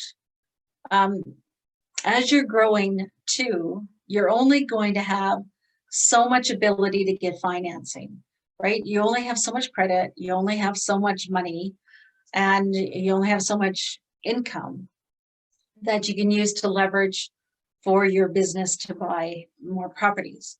Eventually, you're going to want to start having yourself and your business looked at as a portfolio.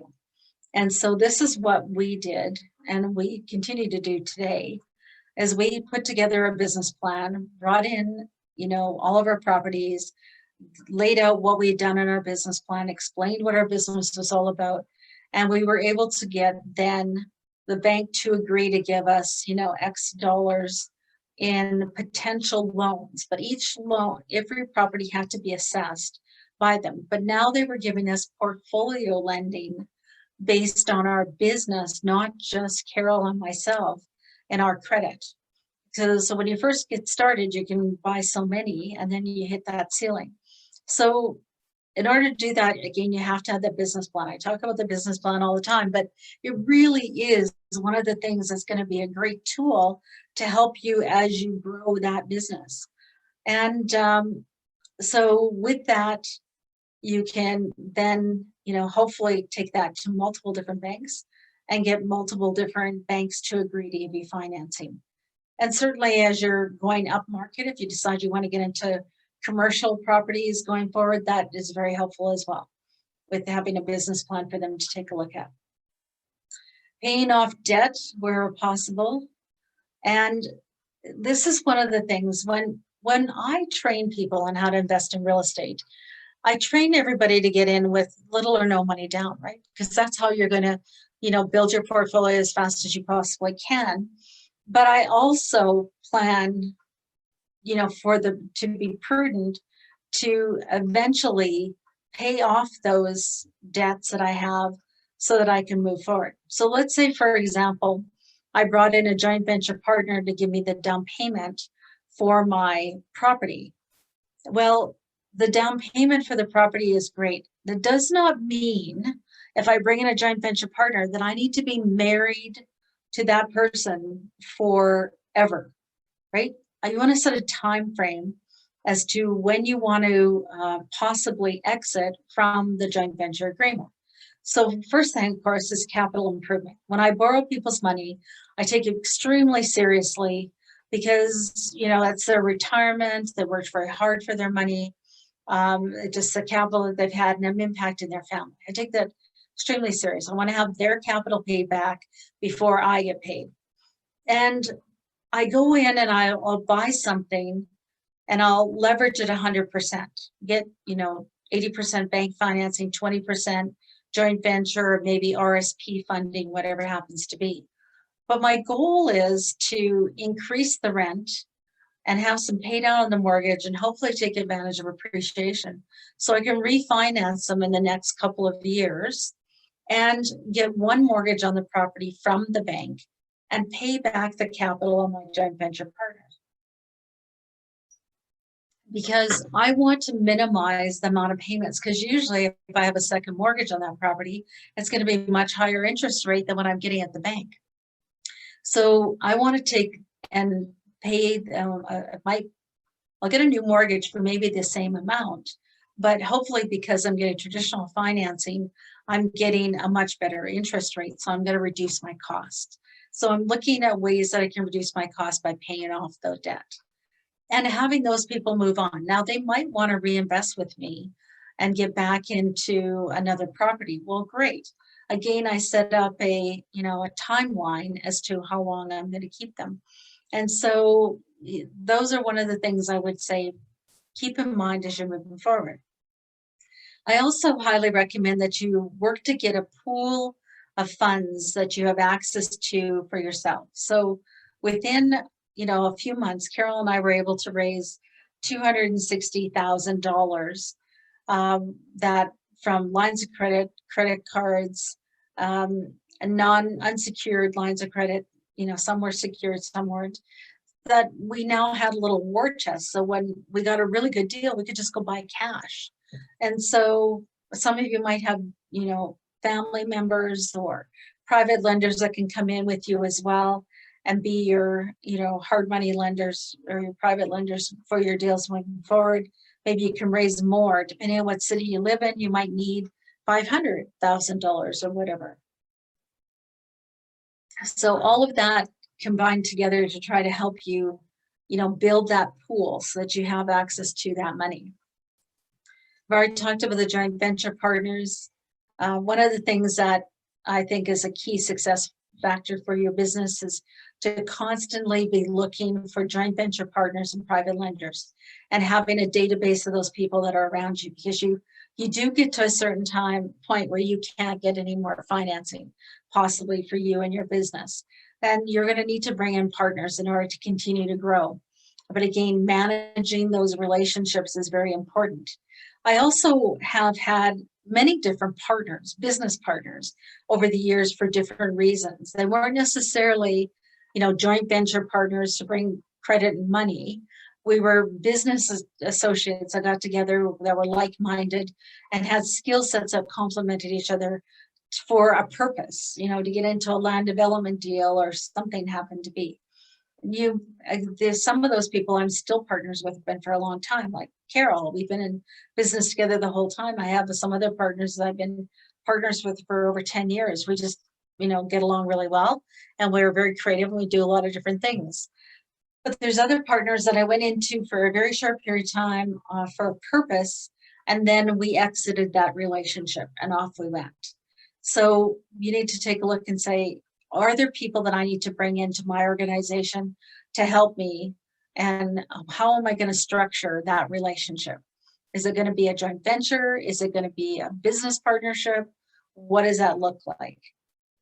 And certainly financing your growth. Sometimes you're going to need hard money. If you're going to do fix and flips and you want to do, say 4 or 5 fix and flips, get some capital together that you can buy something else. Certainly you got hard money lenders that specialize in that kind of thing. And I've already talked about, using private money as we move forward. Again, if there's any questions, don't hesitate to ask. I'm going through, a lot of information. And then overall, we have the 3 elements: people, money and assets. In the middle, we have systems. So what are we doing to automate wherever we can, do process improvements that can help us grow our business and evolve as well? And what are we doing with our internet presence, with our, social media? Are you out there? Are you putting information out? Do you have content that you're putting out? Are you following people so you're getting, more activity that's happening in your social media, on your website? It's very important in this day with the business to be out and working in the social media to help you grow your business, to get leads and relationships, make connections as you're going forward. Certainly your financial systems, if you don't have already, get some kind of tools. Quicken, QuickBooks, Wave.com is free to do your books, lots of different things to keep up with the administration. Once you get into this point where you're not keeping up with your books, it can be a very slippery slope. And next thing you know, you're, a couple of years have gone by and haven't filed. And now I've got this box full of stuff that I'm taking into my accountant to, get them to do my taxes. And my accountant's going to look at them and go, okay, I might do that once, but after that, they expect you to get, organized, and they'll help you get organized, but they don't want to see a box of receipts every year come in from you. They want to see that you have some kind of a system in place to keep things organized and file things away. And so ask for tips, check on the internet, do whatever you need to do. If you're just getting started and you've never run a business before and you've never done accounting, then, go talk to an accountant, get some help setting up your accounts, your chart of accounts to help you so you can track everything. And, what tools do you need with you on a daily basis? What tools do you need in your car to help you as you're moving forward? If you're going to be growing and, maybe you've now left your job and you want to do this full time and you want to ramp up even further, then, what tools do you need with you to help you as you're going forward? And certainly we talked a lot about this asset protection going forward and managing your time, productivity. What are you doing with your time management? Are there things that you can hand off to somebody else so that you can focus on making more deals and have the day-to-day management handled by somebody else, like the administration, bookkeeping, etc.? As you grow your business, you have more money available, then look for those resources to take some of the load off of you. Because if you're starting this and you're working, you've got, your work life that you need to manage. You got this new business you're starting. You probably have family or friends or some kind of a social life of some kind that you also have. You have to manage all those balls and keep them all in the air. So as you can afford it, bring on people to help you to, be more productive and help you grow, and just give you some time to step back and look at it from a different way. All right, so just a couple of tips on pitfalls. So I just want to, talk to you about this. This was one of the things that Carol and I learned a lot doing, because we bought so many properties in a short period of time. And we were just buying properties because we decided we wanted to have X amount of doors. And then we kind of took a step back and go, just a minute, are we doing what we need to be doing here the right way? Do we want to continue to grow in Quebec, or do we want to continue to grow in Saskatchewan? Maybe you don't even, for you yourselves, maybe you don't want to venture outside of your province or outside of your city even, because now that adds another level of complexity. Now you have to spread yourself out between, Quebec and Saskatchewan. We had different kinds of properties there than we did in Saskatchewan. Saskatchewan was much more, hands-on kind of, because there are low-income properties. We had middle-income properties In Quebec, we could hire a property manager. Things kind of ticked along pretty much because the properties were in good shape. We had great tenants, we were getting good rents. So, you know, there was different things that were going on. But if you don't have a plan and you don't, you know, if you just start growing and buying stuff all over the place, then you kind of go, oh, maybe I shouldn't have bought that property. You know, maybe I shouldn't have bought that one property in Leduc all by itself when I have all the rest of my properties, you know, in the northwest part of Edmonton. And it's just harder to manage as going forward. Maybe you want to, you know, have properties in 4 or 5 different provinces. That's totally up to you. But there are then the things with growth to those locations that need to be, you know, taken into account as well. Keeping an eye on your cash flow, very important. And this is one of the things that I see the most often is with investors, the mentor students that I work with all the time, not managing the cash flow. And I had a challenge with this too. Carol and I had these low-income houses, and it was a very labor intensive. So we were going to hire a property manager because we were having a hard time growing our business because we were spending so much day-to-day time fixing and cleaning and whatever these houses. So we started hiring some people to help us out, and we thought, well, let's hire a property manager. So we hired a property manager, and she was managing a lot of houses in our neighborhood.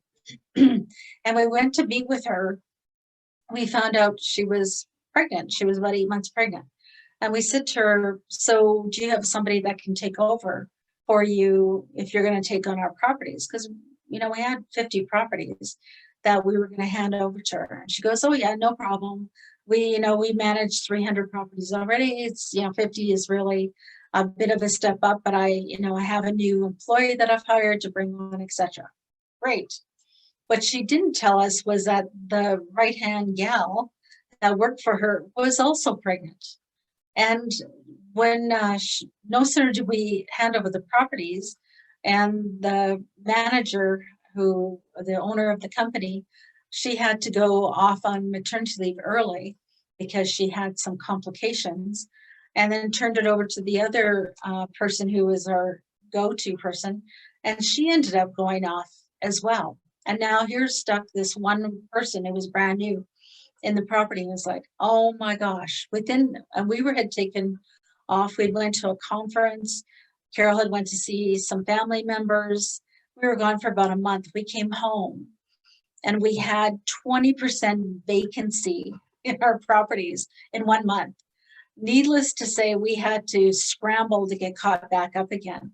And within a week, we had the properties rented, because it was the nature of the type of tenants that we had in those properties, and we knew how to manage them.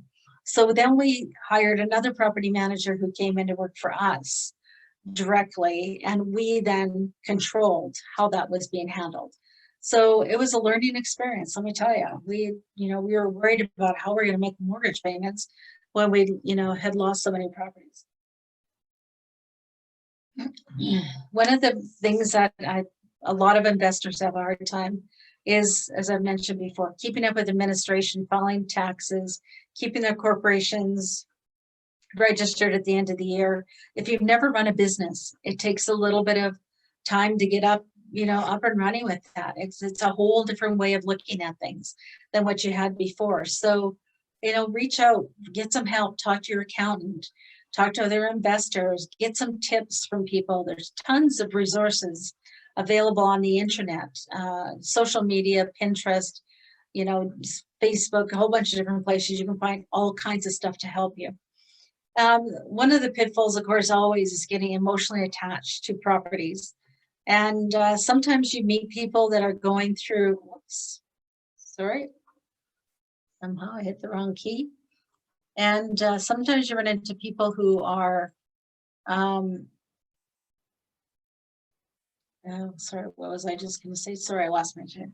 You run into people that are in financial trouble. Like I specialize in helping people who have challenges with their credit through my rent-to-own program, and I specialize in people who are having challenges with foreclosures. I meet the nicest people. They're great. but they're just going through a really bad time in their life. And all of them you'd like to help, but I also run a business and I have to take a stance at some point in time that, you know, I can't solve all the problems. That's their stuff. I need to let them handle their stuff. I'll handle my stuff. I'll try to help them the best I can. Sometimes I can, sometimes I can't. It's just the way it is with life, unfortunately. But I try to help the best that I possibly can. Also, in those situations, especially if you get overly emotionally involved, that's when there's a big risk of going over your budget. Because now I really love this property. It's like a fourplex and this is my first fourplex and I really like this neighborhood. And okay, I'm gonna go and spend a lot more money than the cash flow is not there, but you know, appreciation will get me. Well, I only buy properties if they're rental properties that stand on their own 2 feet. The rent has to cover it. I do not subsidize rental properties. I will buy a property for a fix and flip that doesn't have any income, but it's a totally different exit strategy than what I'm doing with it. Not understanding the full cost of what's dealing with it. Sometimes working with the wrong agents. And this happens a lot with my, you know, new mentor students. They get in, they get a family friend who's a real estate agent who's usually deals with mom and pop who are buying a new house. They're not familiar with dealing with investors. So they tell you to put down, you know, different kinds of conditions. They'll tell you to put down way too much money for the down payment.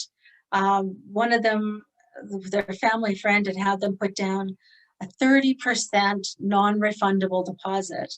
And when they went through the inspection, the property had all kinds of problems with it that somehow the realtor hadn't picked up on, and this was brand new investors. And now they were at risk of losing the 30% because they wanted to walk out of the deal because the deal wasn't a good deal. And so, you know, you need to make sure you got the right people on your team.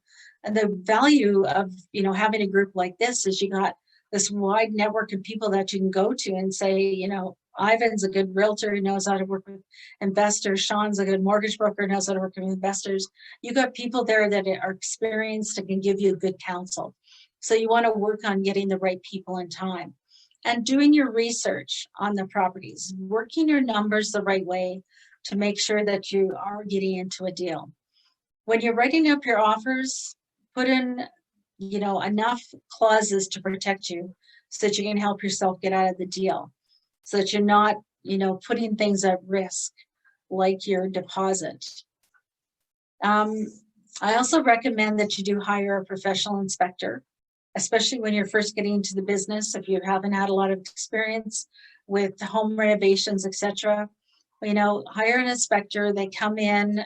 If hire one that is licensed and bonded, they have insurance. If they, you know, come in and tell you something, they miss something and something happens later in the property, then you have something to fall back on to protect you. It's all part of managing your assets, right? And protecting your assets. The other thing that I would say that I've had some my mentor clients get into trouble because they weren't keeping their investors updated. They weren't paying their investors on time. They were doing things that they stopped returning everyone's calls. And that just leads to problems as you're going forward. So, you know, keep on top of them. Even if you can't afford to make the payment for some reason, maybe you had a rental property and the tenants all moved out and you don't have the money for the rent portion for them, their profit. Be honest, tell them right up front, let them know, get ahead of the curve. If you see this happening with the tenants and you got a problem with them, let your investors know right up front. People will work with you if you're honest and you tell them what's going on.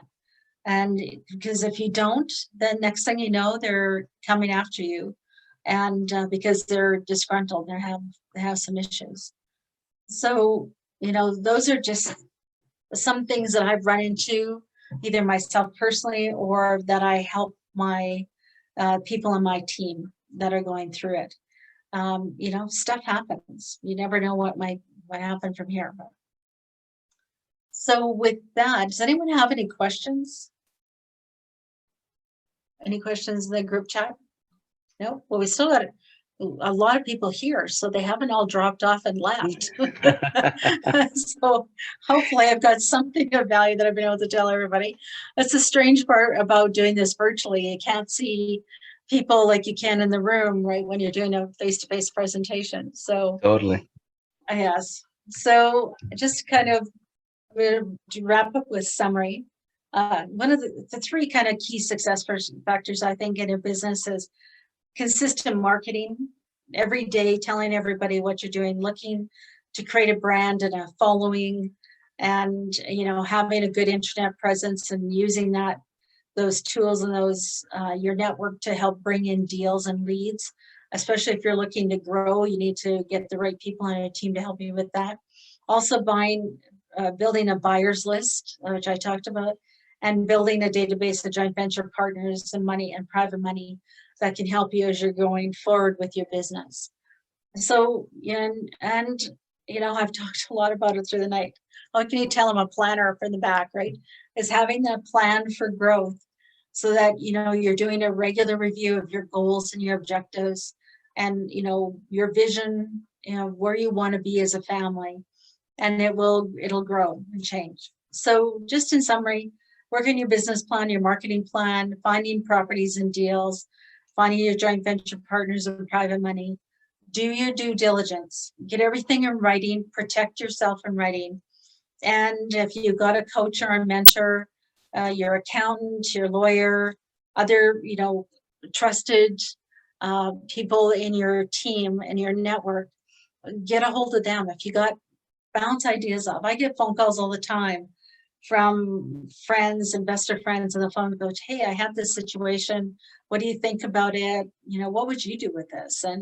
And so we just banter around a bunch of ideas, and I love that. That really helps me grow, because everybody else has deals that, I have never seen before. So that's great. I'm just constantly evolving as a real estate investor and helping myself get better as I'm going forward.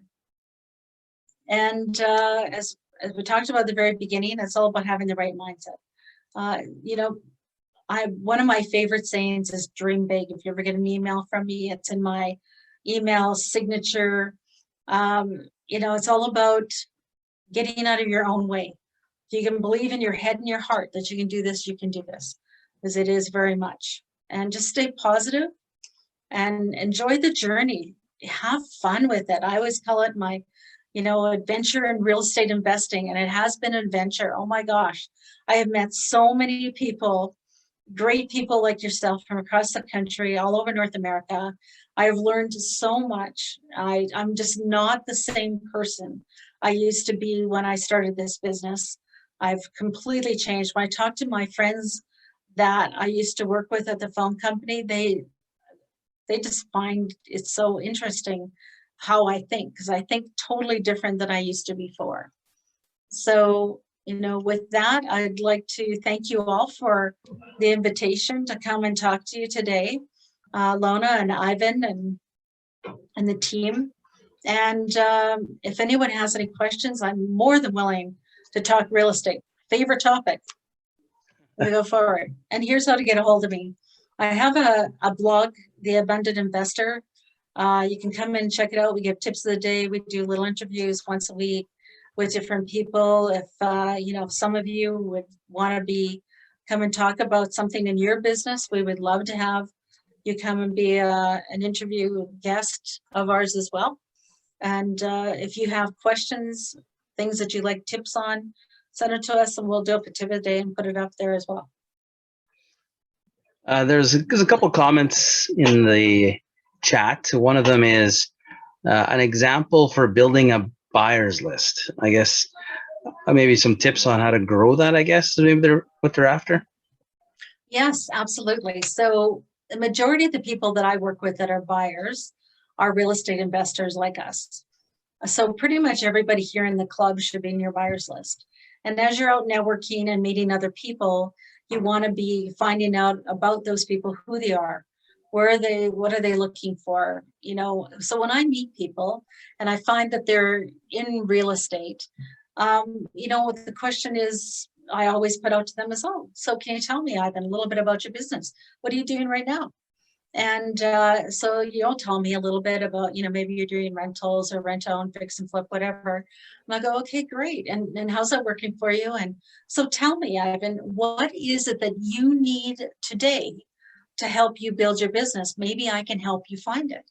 And so then you now tell me, oh, I'm looking for some more fix and flips up in, the Northwest in a certain area that you want to be in Edmonton. I go, great. So what kind of price point are you looking for? And what kind of property? What's your niche, that you want to fill?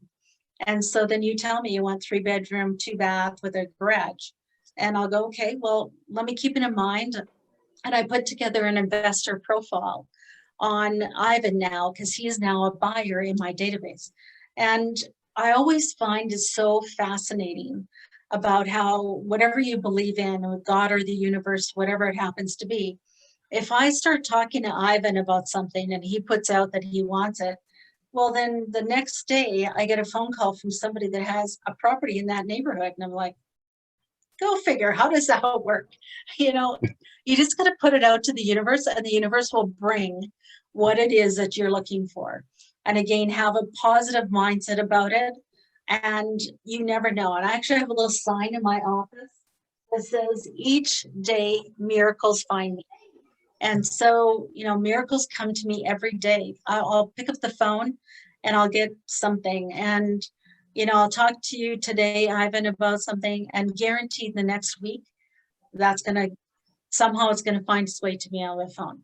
So it won't take you long to build those. What I highly recommend too, especially if you're in a growth mode and you're looking to raise some capital, is you want to find out who are the wholesalers in your area and partner with those people. Get in a regular, calling pattern. There's a group of 4 or 5 of us that work together in Calgary. We talk to each other all the time. If I got deals, I'll phone them up. They got money, someone's looking to place some money, they want to lend, they call me up, and they got, deals that they can wholesale, whatever it happens to be. So, that's really kind of how you get started in doing that. Perfect. Somebody else put in there, and I think they want to get, well, I'll read it. I didn't realize a professional inspection may have their insurance cover your property if something goes wrong. Can you give a couple of examples? Yeah, so professionals like, a real estate agent or a mortgage broker, appraiser, inspectors, they should all have errors and omissions insurance, and they should be with a reputable licensed company that can provide that. So if you're going to get an inspection, make sure that there is a licensed insured company that you're going to. And if they come out and they make an assessment of the property and they miss something. So for example, I had a client who had bought a property in a smaller town outside of Calgary. And for whatever reason, the inspector missed that there was an issue with the foundation, and a pretty significant issue. So the next spring, not even a year after the person bought it, there was huge rains that happened that spring, and it impacted the foundation because they hadn't properly landscaped the foundation, which is a whole nother session I can come and talk about. But they hadn't properly landscaped it. So all of a sudden, now the drainage was not being taken care of. The water was running into beside the foundation, and there was crack in the foundation, and there was flooding happening in the basement. Well, the insurance company didn't want to cover the flooding.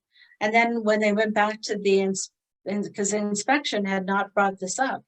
And so they ended up into this big issue back and forth.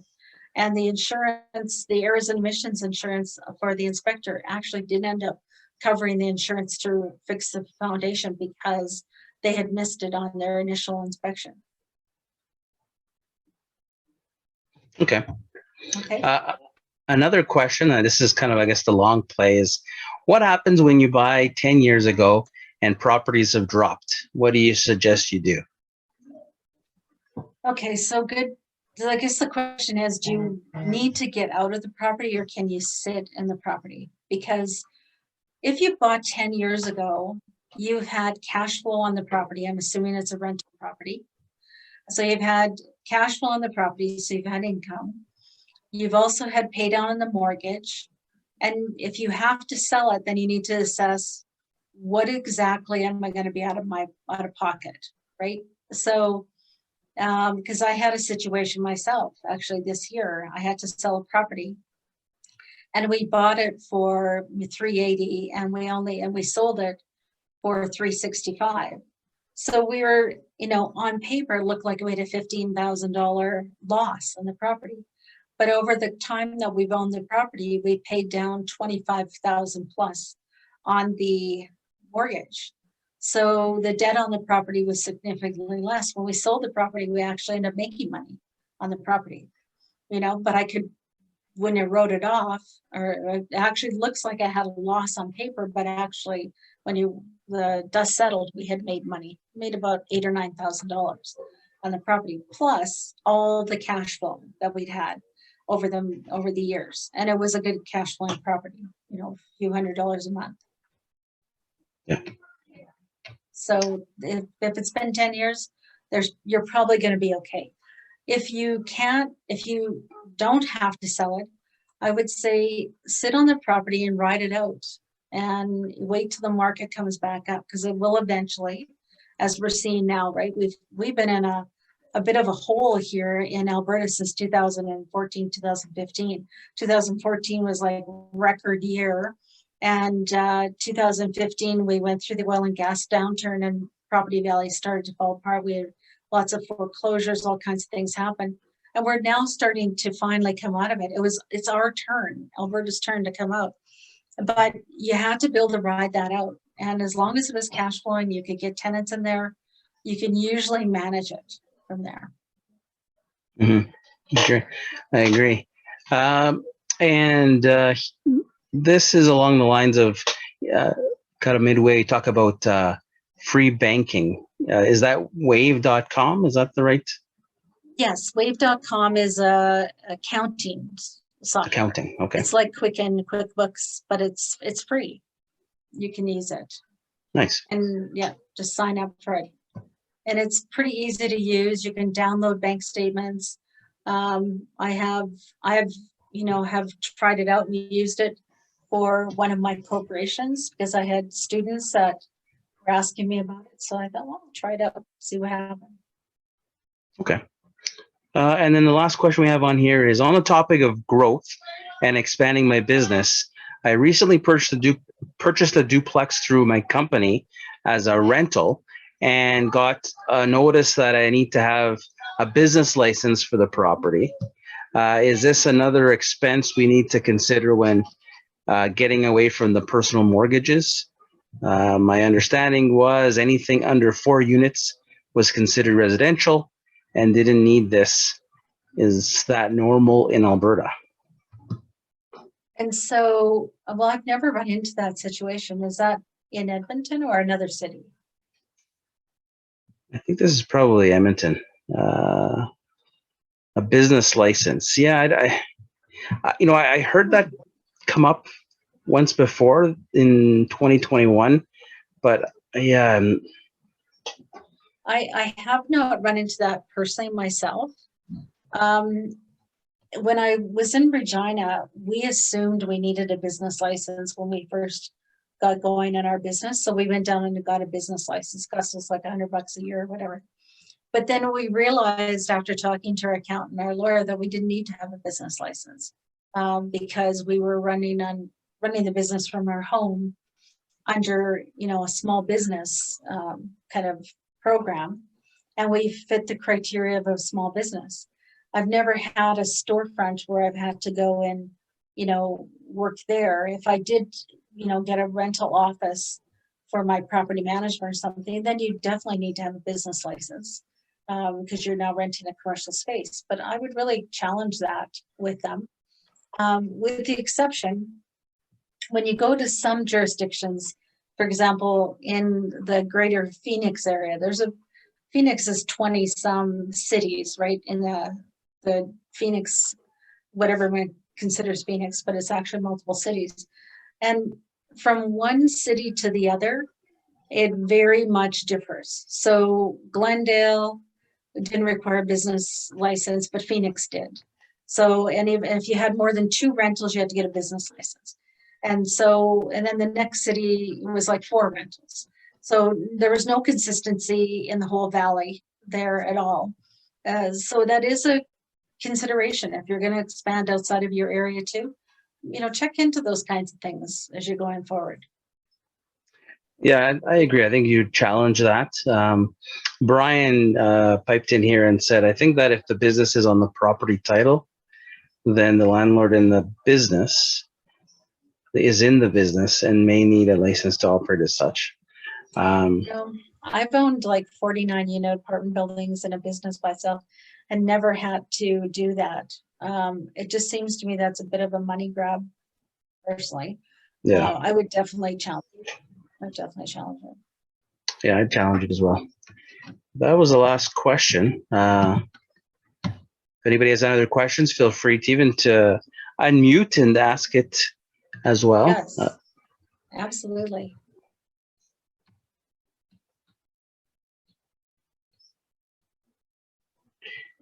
Anne was asking what business licenses are we talking about here?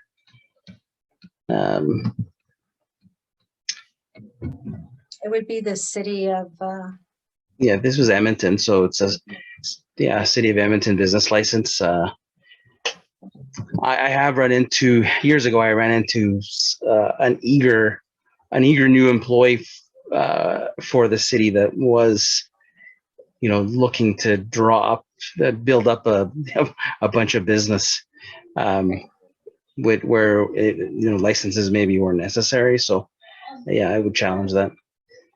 yeah, I would say, I mean, if it was a mixed use commercial property where there was commercial on the bottom and you were running one of those commercial units as like you know, grocery store, a little Max or something, then I could see the need for it there. But if it's just a multi-unit apartment building, I don't know of anyone that does that. But yeah, and it could just be a person at City Hall that is not familiar. They're just working in that department at that time or whatever.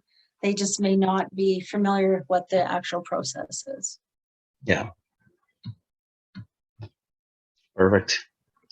Well, Shelly, we really appreciate your time, and there's a lot of great information there. And we'll if anybody needs to reach out to her, as you can see on the slides, there's a few ways to get in contact with her, and search her also on social media. She has a big following there, and there's always good nuggets for people to kind of dig into. So thanks again, and yeah, if some questions pop into your mind, I'm sure they're always willing to address them. Yes, absolutely. Send me something if anyone is interested in that business plan template. By all means, just let me know, or let Ivan and Lona know, and I'll get it to them, and we can get a copy out to everybody. But it was great. Thank you very much for the opportunity to come speak. I look forward to coming to one of your, you know, live meetings in the future whenever we get back to that. Absolutely. And anytime I can come back and help, by all means, let me know. Perfect. Thanks so much, Shelly. Okay. And All until right. next time, hopefully in person. Sounds great. Thank you, everybody. Have a great night and happy investing. All right. All right. Bye for now. Bye-bye. All right, everybody. So we will carry on. That was some great information. We always record our meetings so we can share that some nuggets if anybody missed any information. Now we'll move on to the deals, steals, and services. So this is for people that, you know, have a service that maybe investors can grab hold of, or maybe have a property for sale, looking for a joint venture partner, anything like that. Unmute yourself and tell us about it. You got 30 seconds to have the floor.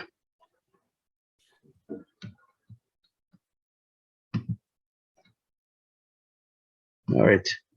Don't run too fast to unmute. Well, Hi, I'm Frederick. I spoke earlier about my active real estate holdings. I wanted to offer my services also as foundation repair. I own and operate a company with my brother. We do foundation repair, landscape construction, sewer line replacements, and some general excavating, like for garage and taking up driveways and stuff like that. So we're also pretty active buying and holding rental properties. So always interested in joint venture opportunities. And that's pretty much it. If anybody require our services or foundation inspections, like was discussed earlier, I'll put my information here down in the chat. perfect. Yes, put it in the chat. I think I'll maybe reach out to you myself, actually. Anybody else?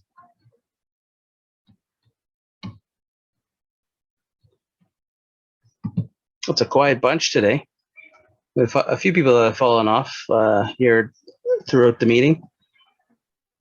Two of your speakers here today are myself and Sean, so we always try to plug ourselves as people you can trust and seasoned veterans. I myself have been an investor for, I guess, probably about as long as I've been a realtor, which is 16 years. And I've helped hundreds and hundreds of investors, and then just the traditional real estate. So I live it, and I help people live it. So feel free to reach out for any questions. Questions are answered for free, and of course, I think Sean's the same. If you have any questions, reach out to him. Always free to talk real estate. So track me down if you got any, even if you're going to go to your bank or something because you don't like mortgage brokers, at least you can ask me if you're getting the best deal possible. There's no harm in getting a second opinion from Sean. Just remember, the brokers work for you and the banks work for themselves. Yeah. All right. Now with, I think I'm missing a slide. Well, if anybody, the theme of this year will be, well, it's going to be I think a real booming year. So something I offer out to people is, people of this group, a no strings attached home evaluation that I can perform from the comfort of my home, just based on comparables around a rental property or a primary property. So if you're interested in kind of seeing where you're at now in your value, feel free to go to homevaluecheck.ca, and I'll put that in the chat. It's I say we can put your information. It will create an immediate kind of comparables around that property, but it's limited that way. But what I do is once that's entered, I pull the information and I create a more formal analysis, and then I email that out in 24, 48 hours, and gives you an idea without having somebody having to go and poke around the property. So that's homevaluecheck.ca. If nobody has I see that Zoria put some info in the chat about new builds in Edmonton or multifamily in Florida, and her contact information there. So grab her contact information as well, and feel free to reach out to her. She's a knowledgeable person when it comes to multifamily, whether it's in Edmonton or now in the state of Florida.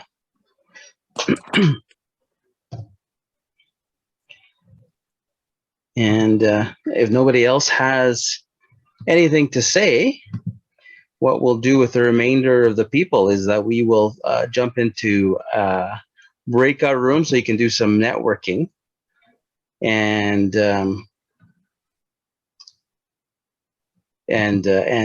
that's usually how that's how the meeting will end.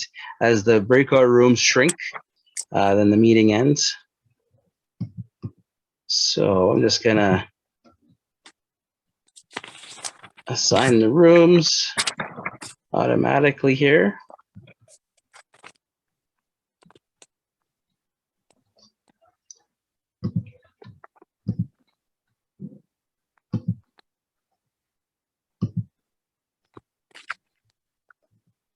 And right away, you'll be transported automatically